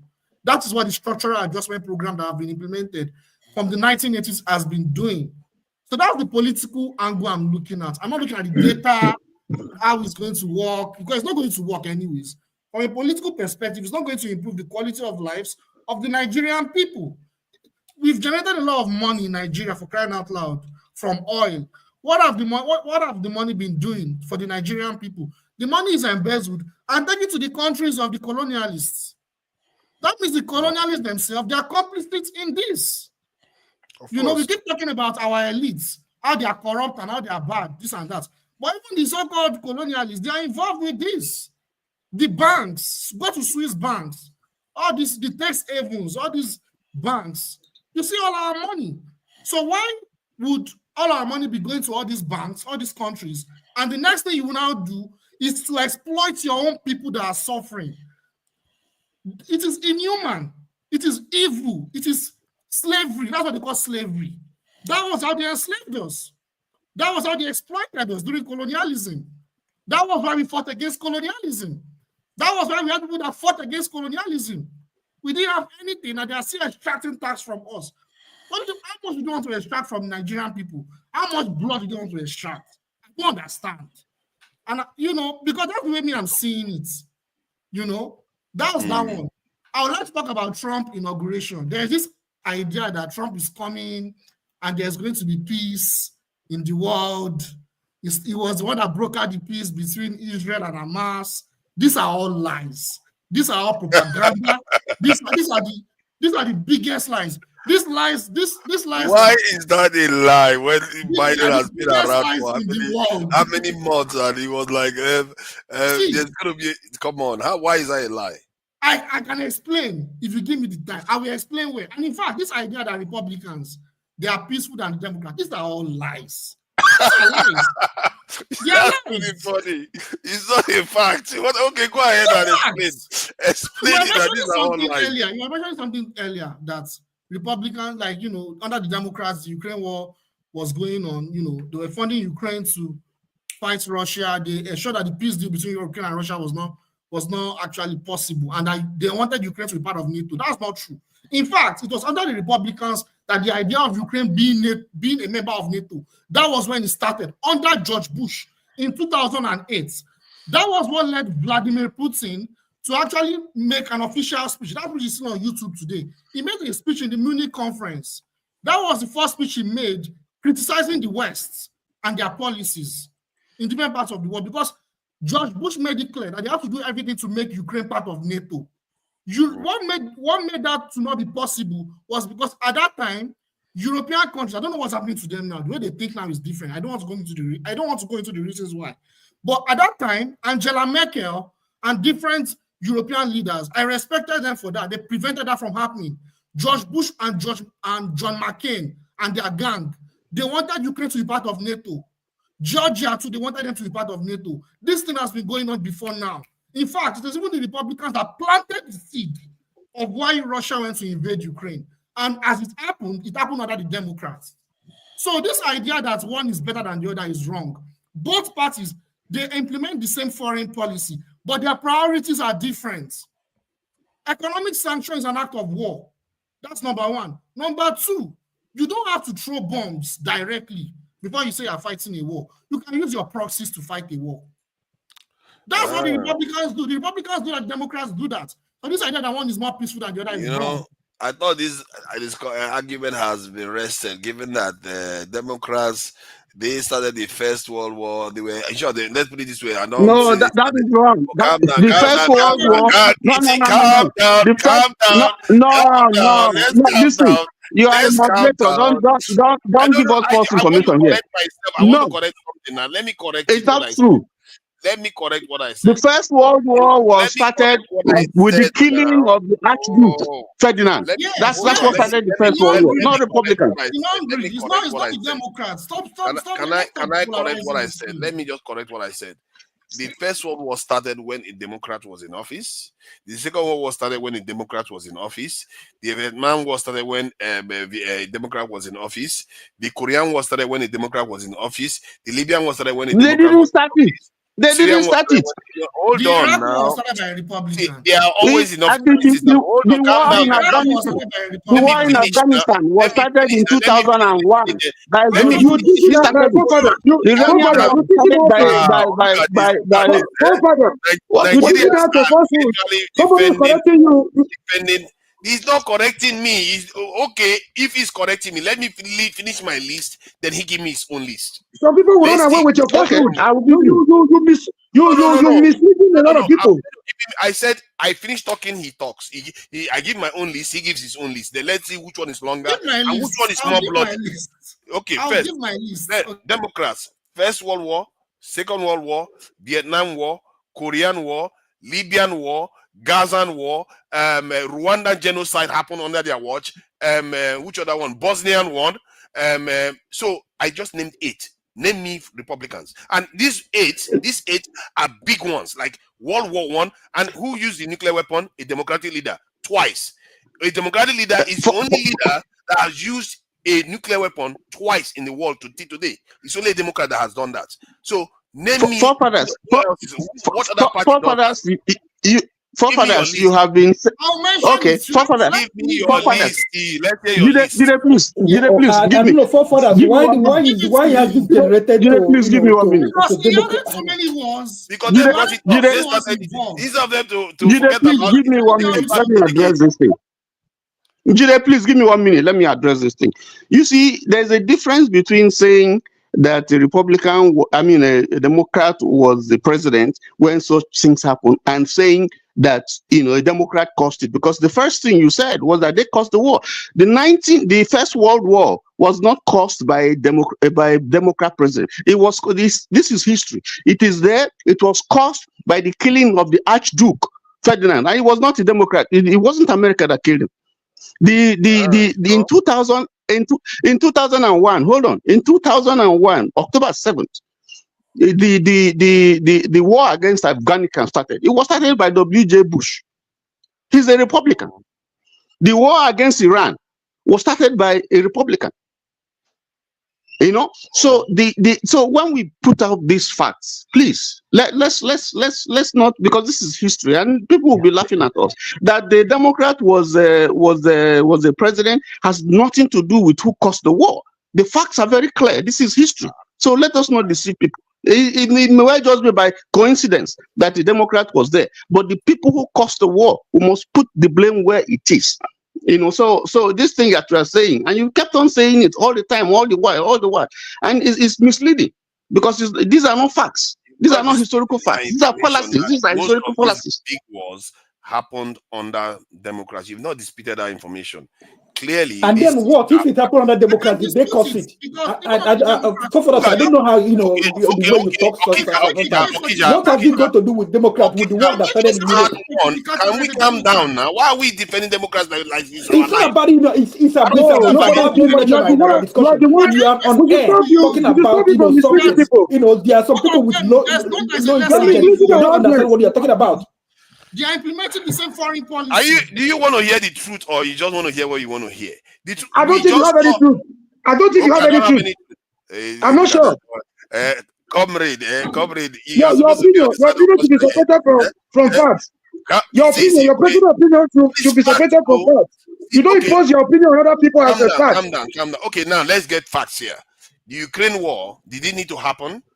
Did that need to start? No, Democrats managed it in such a way it had to happen, and they kept escalating it. They are wrong. They are still wrong. So if they say that Ukraine should remain neutral, that Russia said if Ukraine wants to join the European Union, that's fine. That's a political union. But not NATO. So you should allow Russia to announce Ukraine. See, you are making it look like, hold on. Okay, let me clarify something you said, Jide. what you are saying about George Bush's policy towards Ukraine and Russia, that started even in the time of Clinton. I have evidence of it, of this in a general of the guy that was in charge of NATO. I think he was in charge of NATO during that time. He literally was saying it. He said this people, when Clinton went there, the states, those East European states, were pressuring Clinton to accept them into the European Union and into NATO. So all this, the stuff you are saying that it started in 2008, it didn't start. It was under Democratic leadership. That's what I'm telling you. It's not about Democrats and Republicans. It happened to be under Bill Clinton. But hold on. But one side tends to initiate the triggering event, like the triggering event that caused this crisis in Ukraine happened under Obama. You cannot we always pretend as if we can't see. Okay, if that's the point, you can also make a case that the initiation of the Iraq War was not about the Republicans. Yes, that is true. That is true. What you are saying is true about the Iraq War. Two of them even. But if you look at if you look at the ledger, calm down. If you look at the ledger, it's not even close. The casualty rates that has been caused by the kind of wars the Democrats start, is astoundingly tilted against the Democrats. It's too much. You can't see that and say this is an accident. You can't say that. You can't say that. I mean, you know, there's one war, 2 nuclear weapons by one party. Jesus Christ. And then look at all the wars that are triggered by this same group. Kennedy was in office when the Vietnam War started. Korean War. No, that's not true. That's a lie. That's a lie. Oh my God. In fact, Kennedy was in office. Why you? John F. Kennedy? No. You want me to check again? Let's not keep disputing these facts. It's a fact. I'm not telling you a lie here. You have to know the truth of this. I used to think the way you think. Started. It was delayed. I used to think. You think I started this? You know when this came to me? Can I say something? I have a meeting. I have a meeting somewhere. Yeah, sorry, you haven't even said anything. Go ahead. Yeah, forefathers. This is not personal. Please don't get it twisted. I'll take it personal. A lot of people have come on this platform with 1 or 2 allegations against you. I've been on the fence. I've never had it one-on-one with you. But the issues of today, your outbursts of today and your deliberations of today is making me to have a suspicion on who you really are. You know, some people question a lot of things about you. And I've seen this trajectory, this trend on certain platforms. You know, people coming online with different conspiracy theories, trying to impose something on other people. But with the points you've made today, the other time we were here, I think we were just about 2 or 3 in the platform. And we stayed to about 1 or 2 a.m. that very day. We had a deliberation about if you, at this point, you cannot, I mean, you come here, we'll talk, we're able to rest, put that case to rest. You come here today. That was the point I was trying to make earlier when I got kicked out by my network or something. You were trying to make difference between cost of governance and federal civil service. If at this point we don't know the difference between cost of governance, which Nigerians complain about every time, you miss it that one with you come here with an argument that Nigerians complain that federal government employ too many people. I mean, I will begin to I'll begin to be cautious of the whatever emanates from you. And again, somebody was talking about lack of social security. You jump at the person and say we actually have one. They say, well you went ahead to make an example of a road. I don't know the connection between road construction and social security. Another thing you're talking about, people talk about cost of governance, overblown government cabinet, the size of governance and all that. People are talking about the likes of Tinubu that are saying they will reduce the cost of governance, they will reduce the number of ministers. At the end of the day, they ended up increasing it. The likes of Tinubu that are telling people, telling Nigerians to tighten their bets, make sacrifice, and they are busy buying more private jets for themselves, buying more bulletproof cars for themselves, and building more mansions for their vice. So you'll be able to differentiate. You cannot make decisions. If you cannot make dichotomy between these minor things, whenever you are here as a moderator, I think I will be very, very careful. And I will want to add you to a list of, I already have a list of about 3 who are always on the platform, trying to skew the minds and skew the truth to suit their own narrative. On this note, I rest my case. Please be careful when you're talking with other people, not just for our sake. People are listening to us. People want to learn. You said you want to learn, but you are here. I'm not sure you are here for that purpose. Sometimes I listen to you, I think I see you as a very vibrant fellow. I see you as but don't try to manipulate the ideas of other people. Thank you very much. I don't need to go personal. I have another meeting to attend. Thank you. God bless you. Let me address the point that you made particularly. Just because you don't subscribe to the idea of reducing the size of the state in Nigeria doesn't mean that's not what other people are implying when they say it, because they've said it. They said everything should go back to the states. The federal government is too big, and they don't want that to be. The size of federal government they're talking about is not the employees, it's not the Nigerian civil service they're talking about. It's not the number of Nigerians and the employment of Nigerian government. That's all right. Not because you are a socialist, have you bothered to ask them what they are saying? I don't need to ask them. You are modeling. You have two different things. Calm down. You see, don't speak for people that you don't represent. Even with the terms you are using, there are two different terminologies. Oh my God, calm down. You are a comrade. You don't see. I get where you're coming from. You don't believe the state. Even from the way you speak right now, the terminologies you are using, there are two different terms. The size of government, cost of governance is different from the number of employees or the size of Nigerian civil service. You modeling two things up. Hold on. Okay. The cost of governance, is that the one you want to address? Size of governance, cost of governance, or whatever you want to you want to use. It's different from the number of Nigerians in the employment of Nigerian government. You are saying I'm the one shifting. You are the one shifting left and right. I want to address one. Which one do you want to go for? Cost of governance or this in the size of the state? Father, there are two different things. They are not the same thing. They are two different things. But which one which one are you exercised about? You're missing the two half. You came here with I want to disentangle them now, and that's why I want you. If you want me, can you give me 2 minutes? Can you give me 2 minutes to let you know the correction I'm trying to make? The last time we had over 5 hours on this issue, you were like, "Oh, the size of federal government is not even big enough." People complain. Nigerians complain a lot about the size and cost of governance. You were comparing to America. I'm like, Father, you missing two things up. I told you, and I gave you vivid examples like I just gave you now. So there are two different things. If you talk of governance, size of governance or cost of governance, you're talking of the number of ministers in the cabinet of Tinubu right now that has just been increased from the previous ones to what we have currently. They're talking about the number of vehicles in the convoy. They're talking about the presidential fleet. They're talking about the size of aides to ministers and what have you. That's what it means by cost of governance. Okay, if that's what you're saying. You're coming here to say it's not even enough. They should increase it. Now we need more.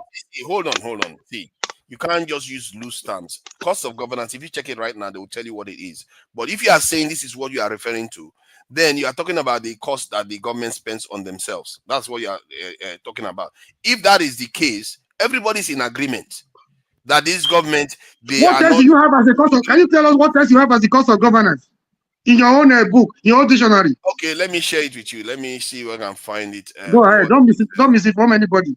Don't worry. I will. I try to be very, very straight with people about. No, I'm beginning to look you like see you as an agent. Don't worry. This is why I say you get to know me. You find out.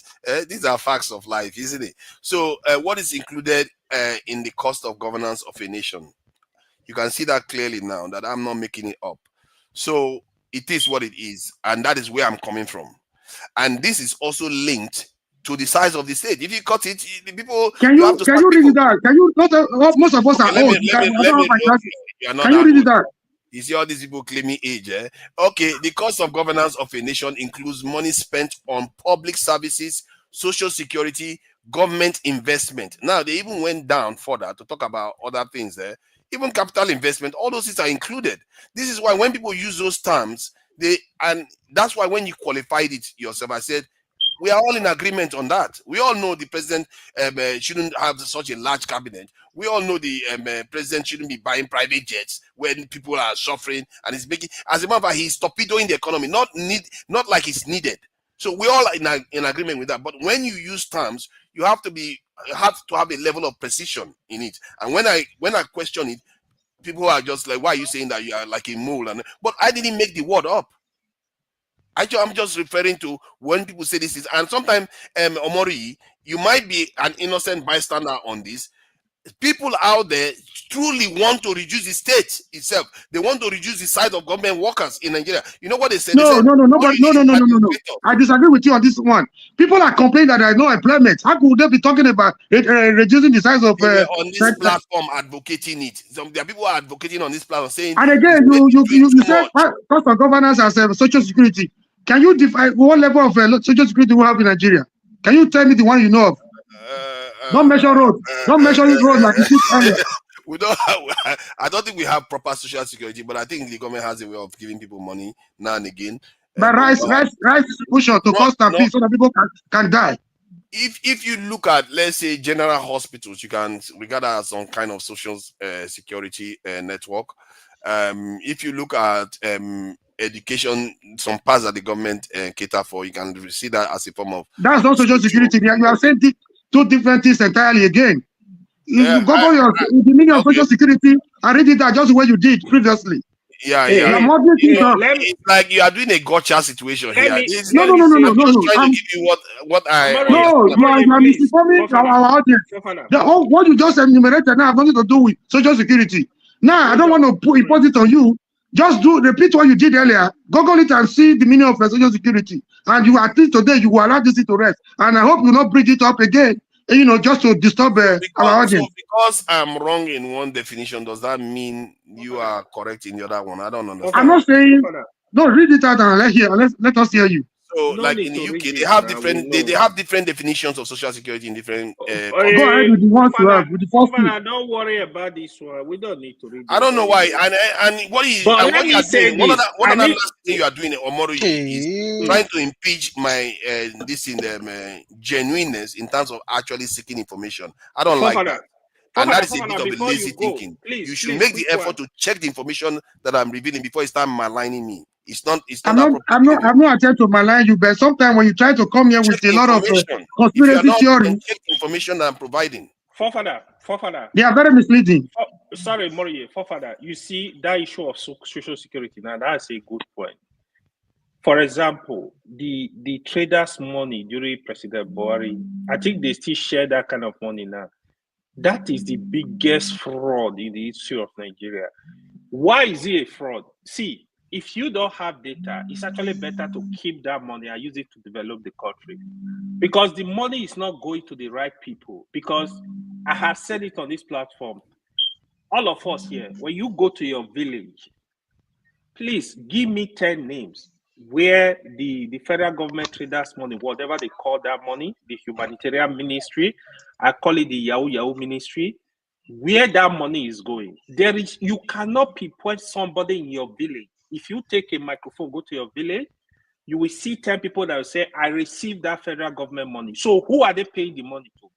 It is a big fraud. Perhaps my mother is not working. Why are they not giving her the money? I'm sure a lot of us, our mothers are not working anymore. Why are they not receiving the money? I don't think Nigerian government gives social security like that. They give social security like they will target, like now again, when there is problem, they will say, oh, we're just going to give people 500 naira. No, they do. Traders they give it constantly. That's how they were giving. That's how they said they were giving that money. And if you go check the number is so high, it's in billions of naira. So if you don't have proper channel, like in UK, it's different, right? Because they have the data. They know how much you earn in 2024. They are able to determine, are you qualified for this money, for this social? So we don't have that system. That is why the importance of clean data in Nigeria cannot be overemphasized. We understand a lot of things in terms of planning, in terms of who need help, in terms of you understand a lot of things, but because a lot of the leaders we have, they are not genuine. Because when you are genuine, you will be having debate across this line in such a way that we are able to look for a genuine way to improve the living life situation of the people. But they are not interested in that. They are just interested in bragado. Even some, let me tell you, okay, go ahead. What some of them do, right? If it is a PDP state, they will take some money, they will give to their member they share it around. Even though they are sharing rice, APC state the same thing. Labour Party state, that is another thing that is going on. So the importance of data cannot be overemphasized. If we have genuine people that want to run this country, there are basic things where we need to start from. There are basic things we need to do, right, for us to improve the system. But they are not interested, to be honest. That my whole conclusion on this, they are not interested in improving the life of the people, period. Oh no, that one, I don't think we are in disagreement with that. So far as I just confirmed again because I know this thing. It is What not. are you confirming? What are you confirming? What are you confirming? Is it leave it that all these people? But you were hold on. I'm going to get back to you. But you were here, AY. I don't know whether you were here. I think Omoro, you must have been around too when Paul was saying that the Nigerian government should stop owning anything. By saying those things, you are basically saying cut the state off, let the state not own anything, remove the state from everything. And this is when you tell someone like Omori that this is where many Nigerians come and espouse without knowing that other countries, the state control quite a lot of things. They will say, I'm trying to make stuff up, because this is a narrative most Nigerians believe. They don't know that part of their way of thinking is what is killing the country. Who is going to make the roads? Who is going to fix all those things if the state is not there? Let me comment on that. You see, again, this is another debate. See, if you want Nigeria to develop sincerely, the best form of development that can be in terms of the urgency, in terms of redevelopment, it has to go down to local government. The local government will have some level of power, because how many roads can federal government really do? They only tell you federal road, a road that pass through from Lagos to Ibadan. The main road, the road inside the city, leaky villages, these are things local government are supposed to focus on. But when you're talking of the independence of the local government, if we have a system that can hold them accountable, even in terms of security, you have to take that security to local government. Whatever you want to do as a country, if Nigeria can channel all that work to local government, and we have local government that are effective, that we have some form of check and balances in the local government, that would have been the best, to be honest. I'm not saying federal government, there are things they should focus on. For example, they are in charge of generation of electricity, in charge of the military, the police, the custom. Good. I mean, even the police, break it down. Take care of the military, take care of the custom.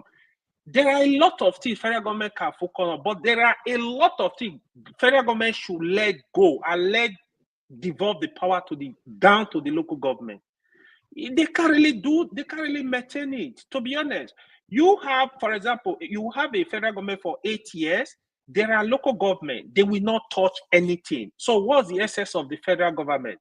So they can't really do it. This power, the president and the likes, the Senate, they don't want to relinquish power. They need to give out more power to the state, to the local government. Let development go to the grassroots.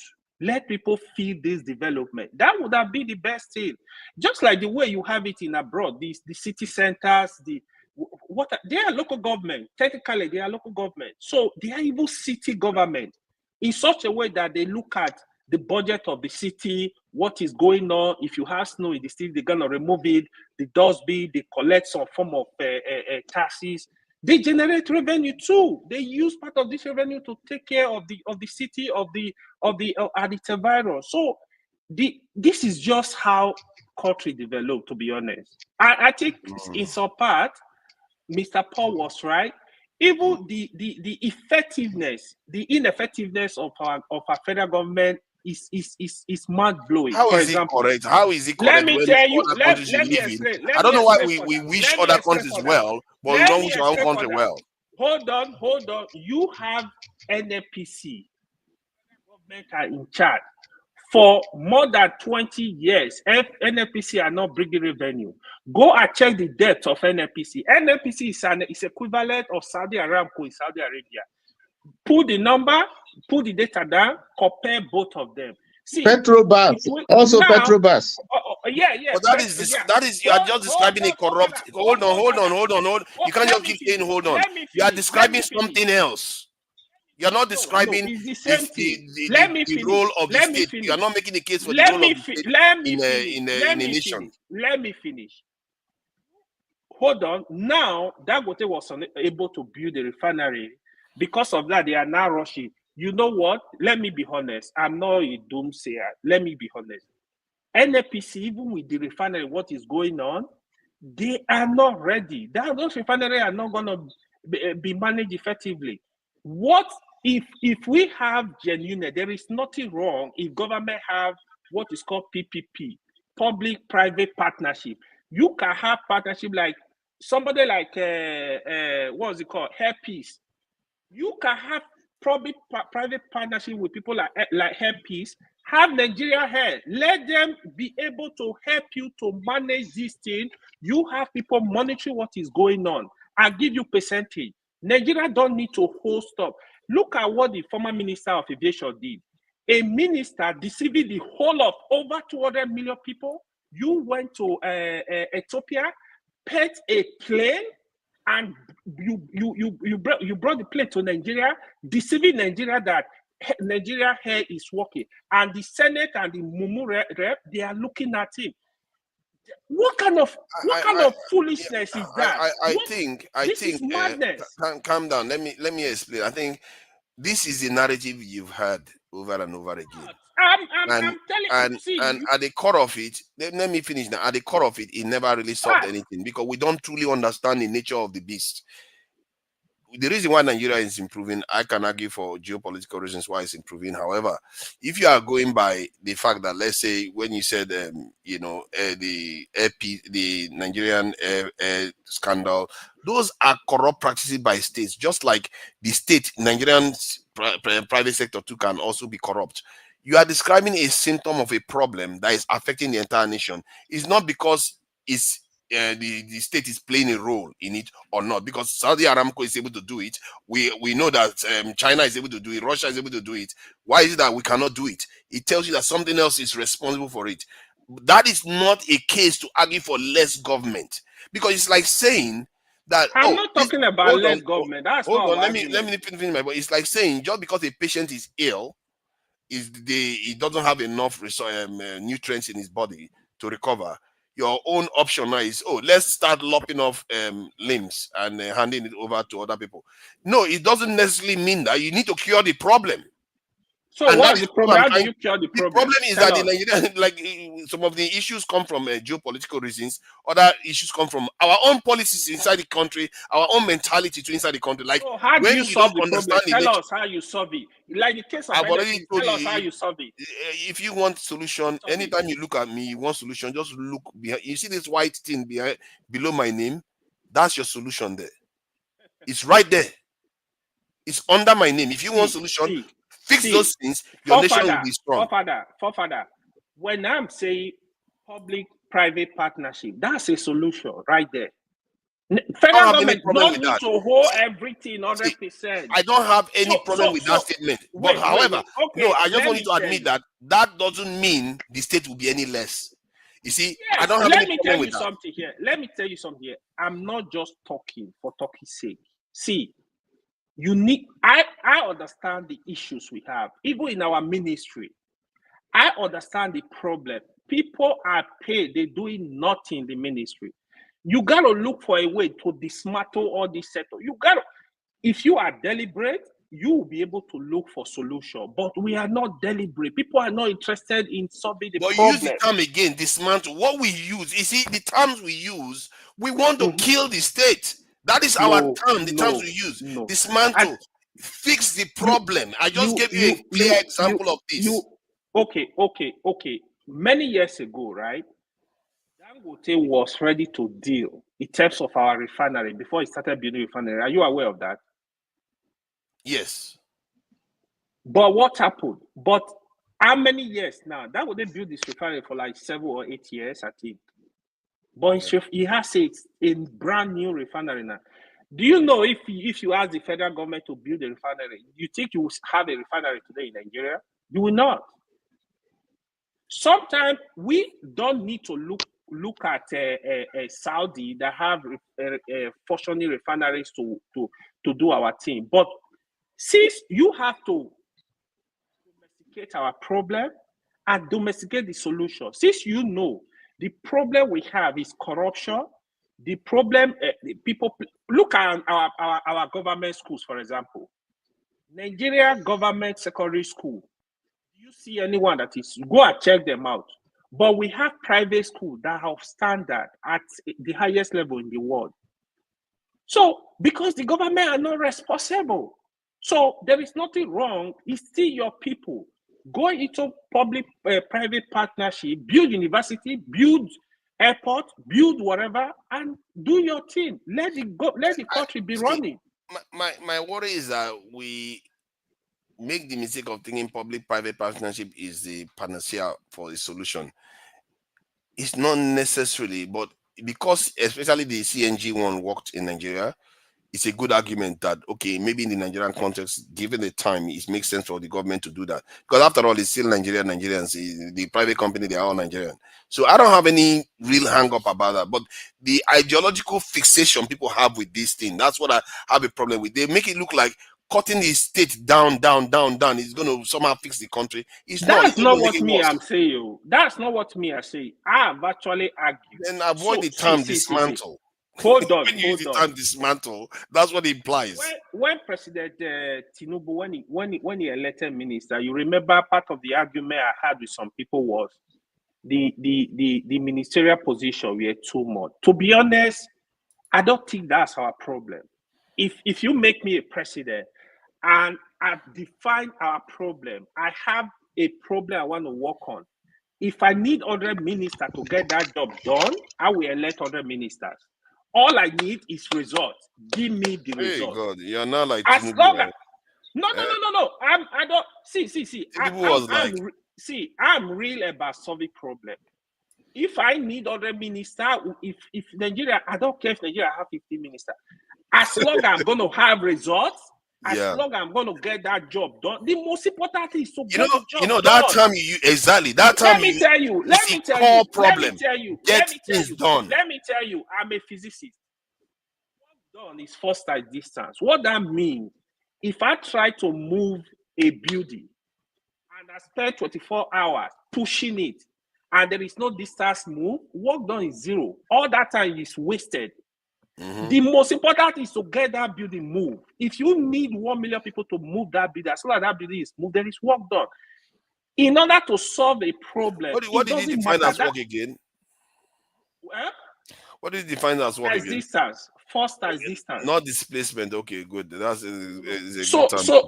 So this is we got to learn how to really solve problem. In order to solve problem, you got to really define that problem.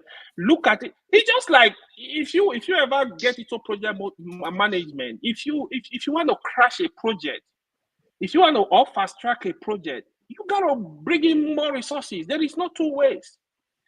In order to solve it, you got to bring more resources. So the argument of we need 2 ministers, it doesn't hold water. That is not our problem, because if you look at the money you will pay this minister, if they are not corrupt for 8 years, it's really nothing compared to the amount people are stealing every day in Nigeria. So it's not our problem. Our problem is we are not getting results from solving this problem. We need to have actual results to show people that I have worked for 2 years. This is I would dare to say that our core problem is worse than just people stealing money. It's pure, almost direct, almost deliberate mismanagement of the state itself. That is where the cost is. All the money we are losing, that's where it's coming from. They just sabotage the economy, not to work. It's endless. But I can't believe Justin, man. Justin, I think you have been promoted to one of the elders. You've ascended. You've ascended. You didn't even say anything. I'm sure the moment you start now. I don't like this thing that you're doing, man. It's today that I know that you don't like me. No, it's just the conversation got too engaging and we couldn't get out of it. Is it because I'm smaller than all of you? No, you're not smaller. You're not Let smaller. justice allow justice to come in. Today I try my best to But maintain Jide, my I hope decorum. Just I keep hope you have quiet. made your peace with that one. I don't know what part Jide went I checked that came back. I said, Even Mr. Tony has been No, quiet. you are Let wrong. The everybody facts were wrong. The facts were wrong. where am I wrong? Lyndon B. Johnson is a Wrong. It's Democrat. Eisenhower now. And John F. Kennedy sent troops to Vietnam first. You see, they always Does he, trigger that's what I'm problems. saying. You still don't understand. Like, you don't Oh, have to send yeah. troops to start a war. You Oh. can support your proxies. The Eisenhower started it. But He supported then the French. He Eisenhower, supported the Southern Vietnamese. what? He started it. He supplied weapons to them. Is this Eisenhower for you? Are you looking? This is the guy that took over after No, Kennedy. this is not true. This is not true. Read about Eisenhower. Look This at cannot be look true. at it here. He literally went and sought for I permission to go read to this war. thing. Google it. Okay, can you just Google did Eisenhower begin the Vietnam War? Just check Why? it. This cannot be true. I'm seeing the facts here. Okay, but it's not even John F. Kennedy. Okay, John F. Kennedy, look at what he said, just so you understand what I mean. He says he requested more troops, authorized U.S. troops to begin offensive. Let me check ChatGPT. U.S. Congress reported fired. This is okay. Increase. Look at that. Look at the term. It says permission to increase U.S. military presence because Kennedy sent troops there first before he died. No. Let me read. Let me check. Okay. Hold a second. I'm almost there. Let me check. Yeah, I'm correct now. Where are you correct? You are seeing the fact. Give me what is the question you want to ask? I asked that whose president did the Vietnam War start? I was correct. That is the question I asked here. That's the question I asked here. From Nigeria to America again. The Vietnam War began under the presidency we need of to try and maintain course when we're talking about this topic, man. 1964. Who was in office? But what I'm reading here is different. The Vietnam, what I just told you. Okay, Eisenhower. Can you give me his name? Let me check the name of Eisenhower, please. Eisenhower, I'm correct. I read this a long time ago. I read all these things. I think I don't know the spelling of his name very well. Okay, I will spell it for you. E-I-S-E-N. E-I-S-E-N. E-I-S-E-N. Yes. Yeah, I've seen it. Okay, I've seen it now. Yeah. The Eisenhower Vietnam. It was what time he started. Okay, let's see the time he was in office. He was in 1961. He finished office. Before JFK came in, yes. Okay, now let's find out when Vietnam was started. Hold on. When did the Vietnam War start? All right. So this one, it says from here, 1955 to 1975. Yes, Eisenhower was the one that sponsored it. Okay, hold on, calm down. But the Americans were not involved in the war. Oh, shit. No, I think it's a fair point for you to say, but 1955. Hold on. Hold on. I think there might be something to what you are saying. Calm down. Let me see if I can find. Hold on. The Americans got into the war with Democrats.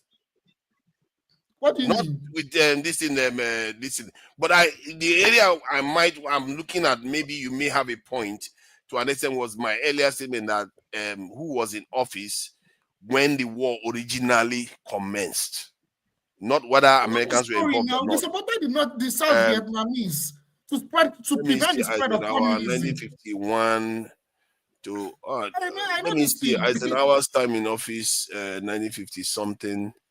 1953 to 1961. So Eisenhower was in office when the original war started. 1953 to 1961. No, he's left off. Okay. Yeah, he was in office when he started. Yeah, fair point. That I'll consider one to you. It's a fair fact you shared here. However, he was. Hold on, calm down. But the Vietnam War started amongst the Vietnamese. Americans were not involved in the war. Actually, France was involved. They defeated the French. Let me tell you the background. Vietnam was fighting France. When they defeated the French, then the US now got involved. What? Then they supported the Southern Vietnamese as a proxy. When the Southern Vietnamese were losing, they had to send troops to go and fight. Let me confirm that. I I think the French were. I know the French had a hand in that. After the French defeat of French Union, that began in 1946. That was quite a long time ago. That was just after the Second World War ended. Yeah, and that war, Democrats were in office. So, if you want to start going far back, let me even check when the Vietnam War actually started. Really, okay, 51 Democrats were in office. Republicans were in office during that time. So, yeah, they also they also do. No. There is a big difference, though. If you look at the ledger, they're not the same political parties. They are different political parties, but they implement the same foreign policy. It's not the same. I don't know why you keep saying it's exactly the same. It's not exactly the same. It's the same. They implement the same foreign policy. I don't know why people do this. But they prioritize different geopolitical priorities. Okay, but they prioritize different geopolitical interests. Then why are you saying they are the same? Let me give an example. You don't understand. No, don't give an example. You already said they are different. Let me explain. You can't say something is different and say they are the same at the same time. No, I didn't say they are. I said they are two different political parties, but they implement the same foreign policy. Does that mean they emphasize different areas? No, you said it. Your words. They emphasize different areas in terms of their priorities. So let me explain what I mean. So, for instance, this is a very simple analogy, so you understand. Under Obama, they negotiated the Iran nuclear deal with Iran. And they removed sanctions from Iran. Some sanctions, not all, but they removed some sanctions from Iran. Then they negotiated the nuclear deal, right? To prevent Iran from possessing nuclear weapons, because that's seen as a security threat, according to the US, right?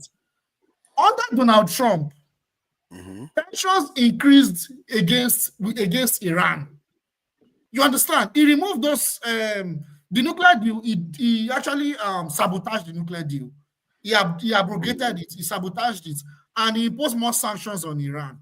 That's one example. So I'm telling you that they have all these priorities, but the policy still remains the same. Then you get what I'm saying. Under Obama was when the Ukraine coup happened. You understand? Then under Trump, the tension was managed, but they supported Ukraine, providing weapons to Ukraine to fight Russia. At that time, Russia had not yet invaded Ukraine.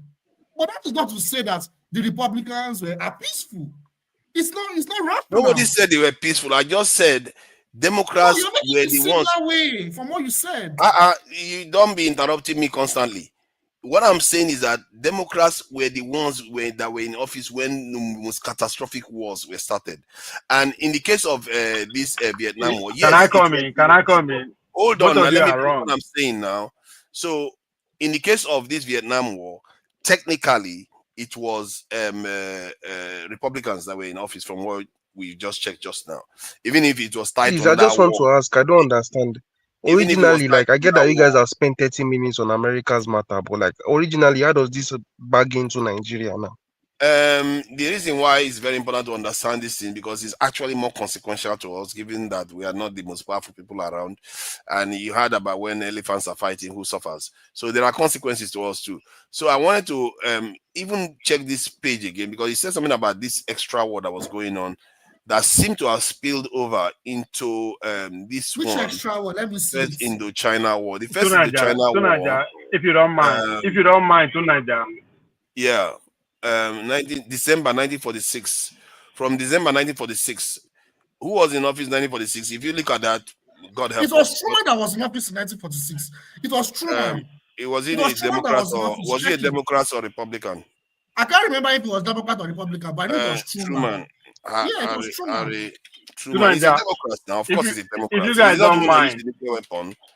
Harry Truman was a Democrat. Harry.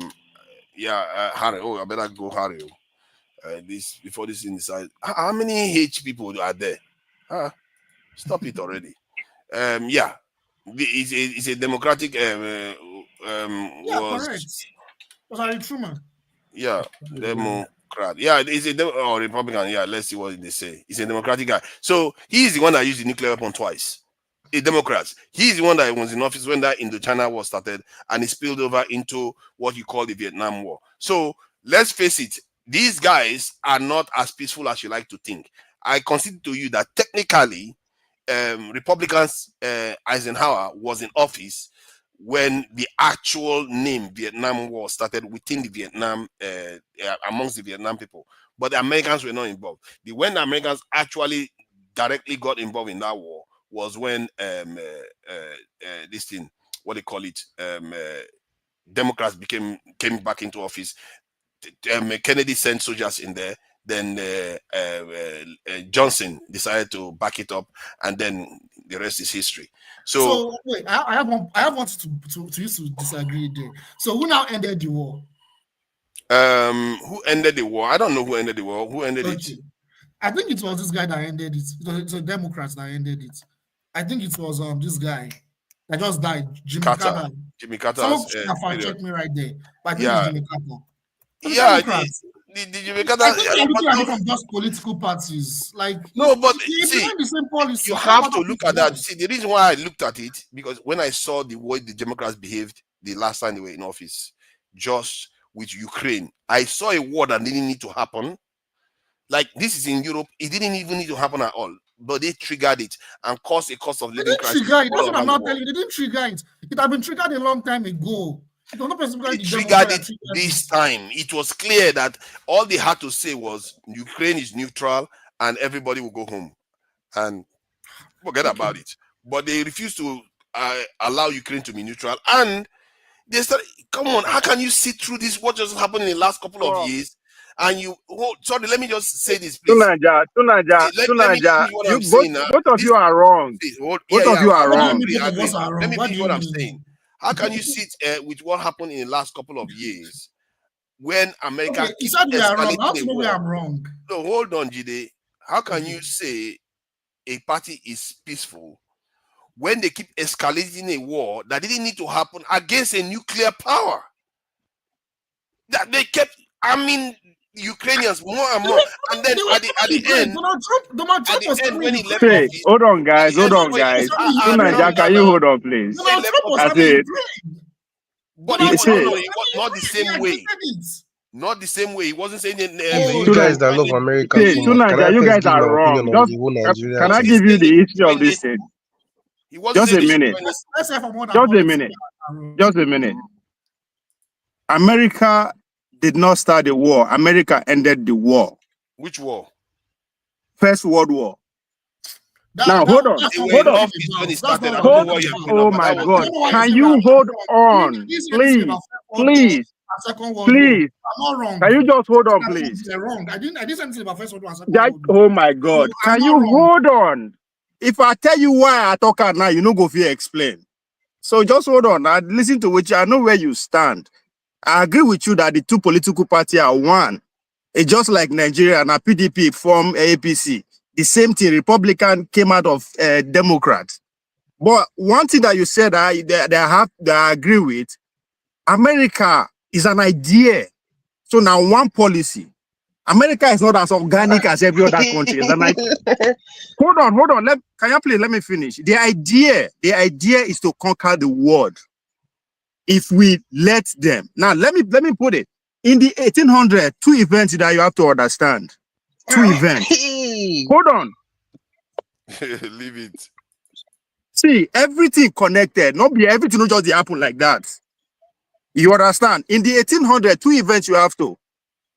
The presentation of the American system in 1932 by Woodrow Wilson, by James Moran to the Joint Congress. What was that? Was to warn all the Western power to stay clear from the Americas. All the island from Brazil to everywhere, stay clear. Any shenanigan there is as a security threat. That is 1923. Another event again was 1840 watts. That was at 1823. Another event that happened was the Berlin Conference of what? 1844. So after America has come of age, banned the European powers from the Americas, the European power has to face what? The Africas. So that's why they come. Hold on, that's why that was it. That wasn't the. This guy has jumped like 4 times. What is that? And we have to round up now because the people are the next session is coming up. I didn't even pay You attention. came in and started talking about First World War and how America ended First World War. These guys were talking about Vietnam War. From there, you now still jumped again to something else. Yeah, okay. Now, if we are talking about education, let's check this. No, we don't want to go too long because we don't have time. See, you say we are here to educate people, and this is more important to us than what is happening in Nigeria. But you don't want to listen. Let's hear from some of the people that participated. This is going to be 1 minute at most. It's a small section, so we you know. Guys can fly, shall. So we know what triggered, what are the interests involved in the First World War that we like to think we understand. Book, The Ukraine War and the Eurasian World Order, quotes the expression of Mackinder's heartland theory from the US National Security Strategy of 1988. It said, this is the era of Ronald Reagan and the continuing influence of Zbigniew Brzezinski. The United States' most basic national security interests would be endangered if a hostile state or group of states were to dominate the Eurasian landmass, that area of the globe often referred to as the world's heartland.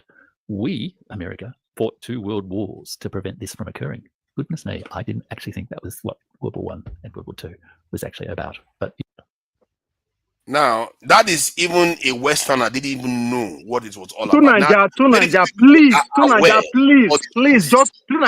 just hold on. Exactly what I'm saying. That's what this man said. It is what after America don't ban the European powers, they have to fight. Now, when I say America no start the World War, it was Chocho that went to meet. I didn't say anything. Can I land my point, please? Can I land my point, please? You understand? The war was between Great Britain, France, Italy, against Germany and its ally. So there was a stalemate for 2 years. That same book, I get them. There was a stalemate for 2 years, no winner. With the Russian Churchill had to go to the America and meet Woodrow Wilson. Say, please come into this war. They waited until they come to the last day. They entered the war. That's when the British and France were able to defeat Germany. That's why they now accuse Germany of causing the war. Now push them out of the deal they have in Berlin 1444, where they did share Africa. So it has now to do with British and the rest. Now the fight between Ethiopia and Italy was in between this period too. So what James Monroe presented to the Congress refused to stop that. So everything gets sequenced. So it wasn't a bit America if they defied the war. That's when the authority starts. Now, if you remember, after the World War I, which ended in 1917, what did America say? Go and free the people. Right? Now, there's no more war anymore because all this 1800 times are war between the European nations, they fight within themselves. So it's after the next year all finished, then when they accused Germany of causing the war, that is what led to Second World War. Because of waiting them passing, you have to go and study again the Treaty of Versailles. Right? Presented to the American Congress, the League of Nations. You are right, but what I'm saying is, I was not saying. Hold on. I never finished. How does that lead to I never finished. Now, how does that help us? It was after the Second World War, the Americans say, "Come, go and free their people." That's when we get our own. That's almost all the African countries begin get what independence in the 60s. After the war done in 84. So there is a sequence, and that's exactly what is happening again. There is another Second Cold War between the Americans now and the Beijing. The 60s was between the America and the Soviet Union, while the First World War was between that's when British finally lost their hegemony. So nothing where they happen. Now with this tax reform is literally because of the Cold War. America need more money in order for them to actually put China to rest technologically because they've never been here before.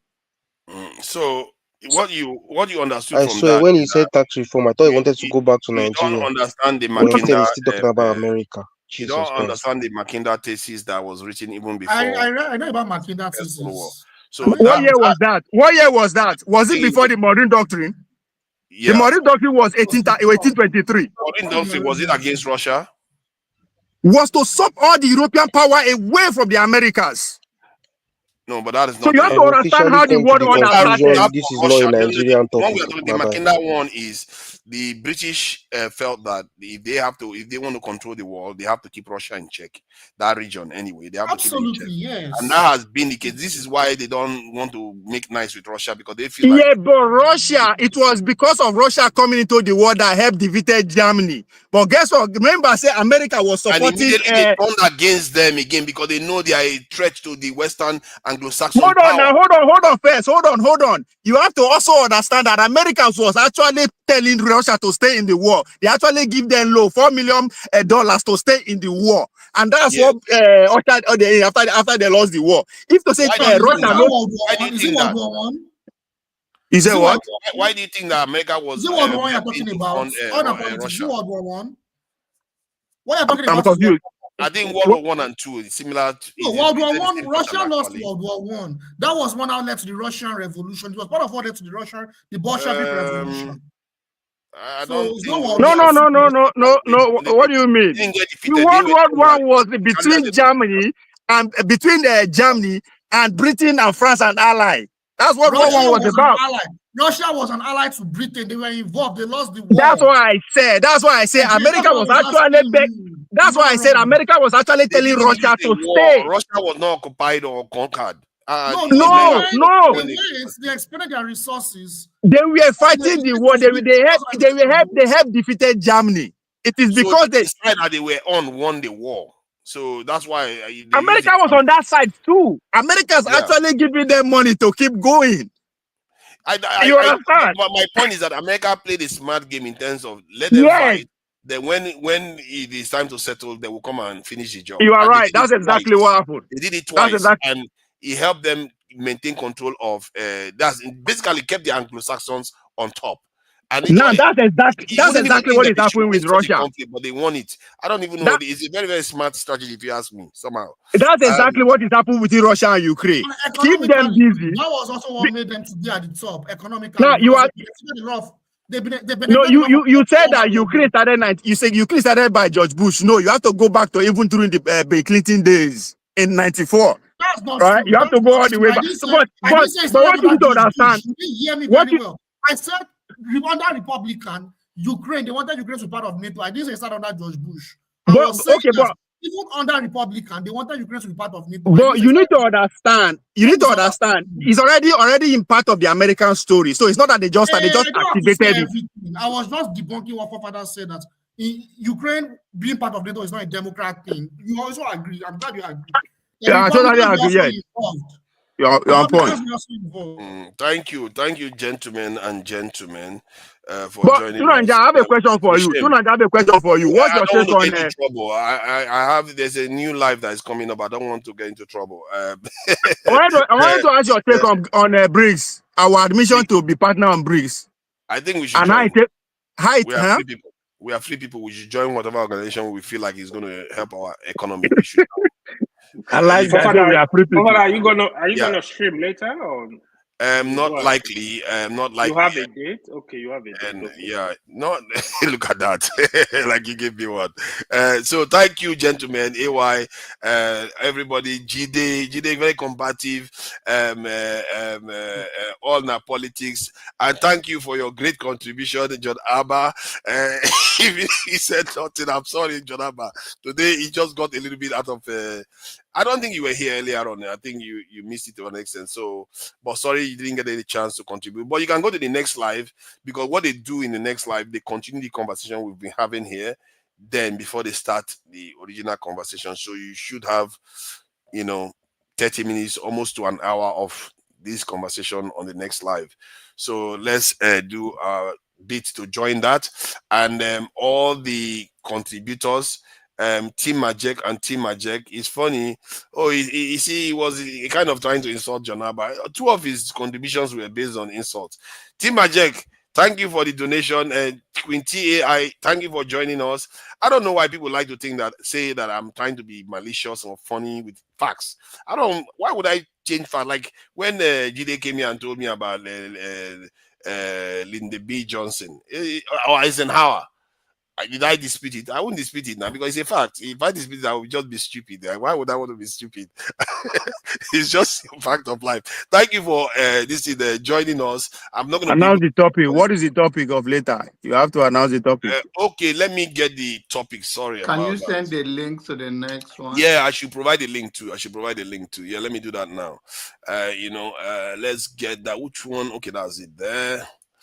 Precisely. I don't want to make a mistake here, so I'll get the topic right. Ekaite, you are right. Russian Revolution 1917. That was because they don't too suffer because they hang on for too long for the First World War, which is America give them loan to continue. So that's where that revolution come and took them unaware. Not unaware anyway. The people they suffer. Why then the leaders they fight war? Yes. Also, them joining the war also contributed to it as well. Yeah. Then Italy, it's not that, yes, Italy did with the past. It's not that Britain refused to give us freedom after World War I. In fact, they were told to go and exploit Africa to build their economy back because they lost a lot for the war. So that's when the exploitation started. And that's when British bring the two North and South together. That's when it started earnest in it. So then after the Second World War again, America had to tell them now, let them go. So maybe this Cold War war. What about this Cold War last for another 10-15 years and China won and China tell Nigeria let Biafra go. Wahala now. That's a possibility. See, why is it that we feel so vulnerable that other people can tell us what to do? I'm trying to find our leaders to Nigeria. To Nigeria, we don't have national leaders. We have chihuahuas, American and British chihuahuas, who all their life they are abroad. Right? They want to fight against people where they deserve. Janaba, the link to the next live is on the private chat, and everyone here you can join the private the live in the backstage on the next live.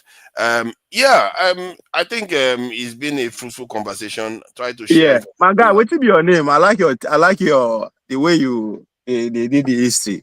Jide, yeah.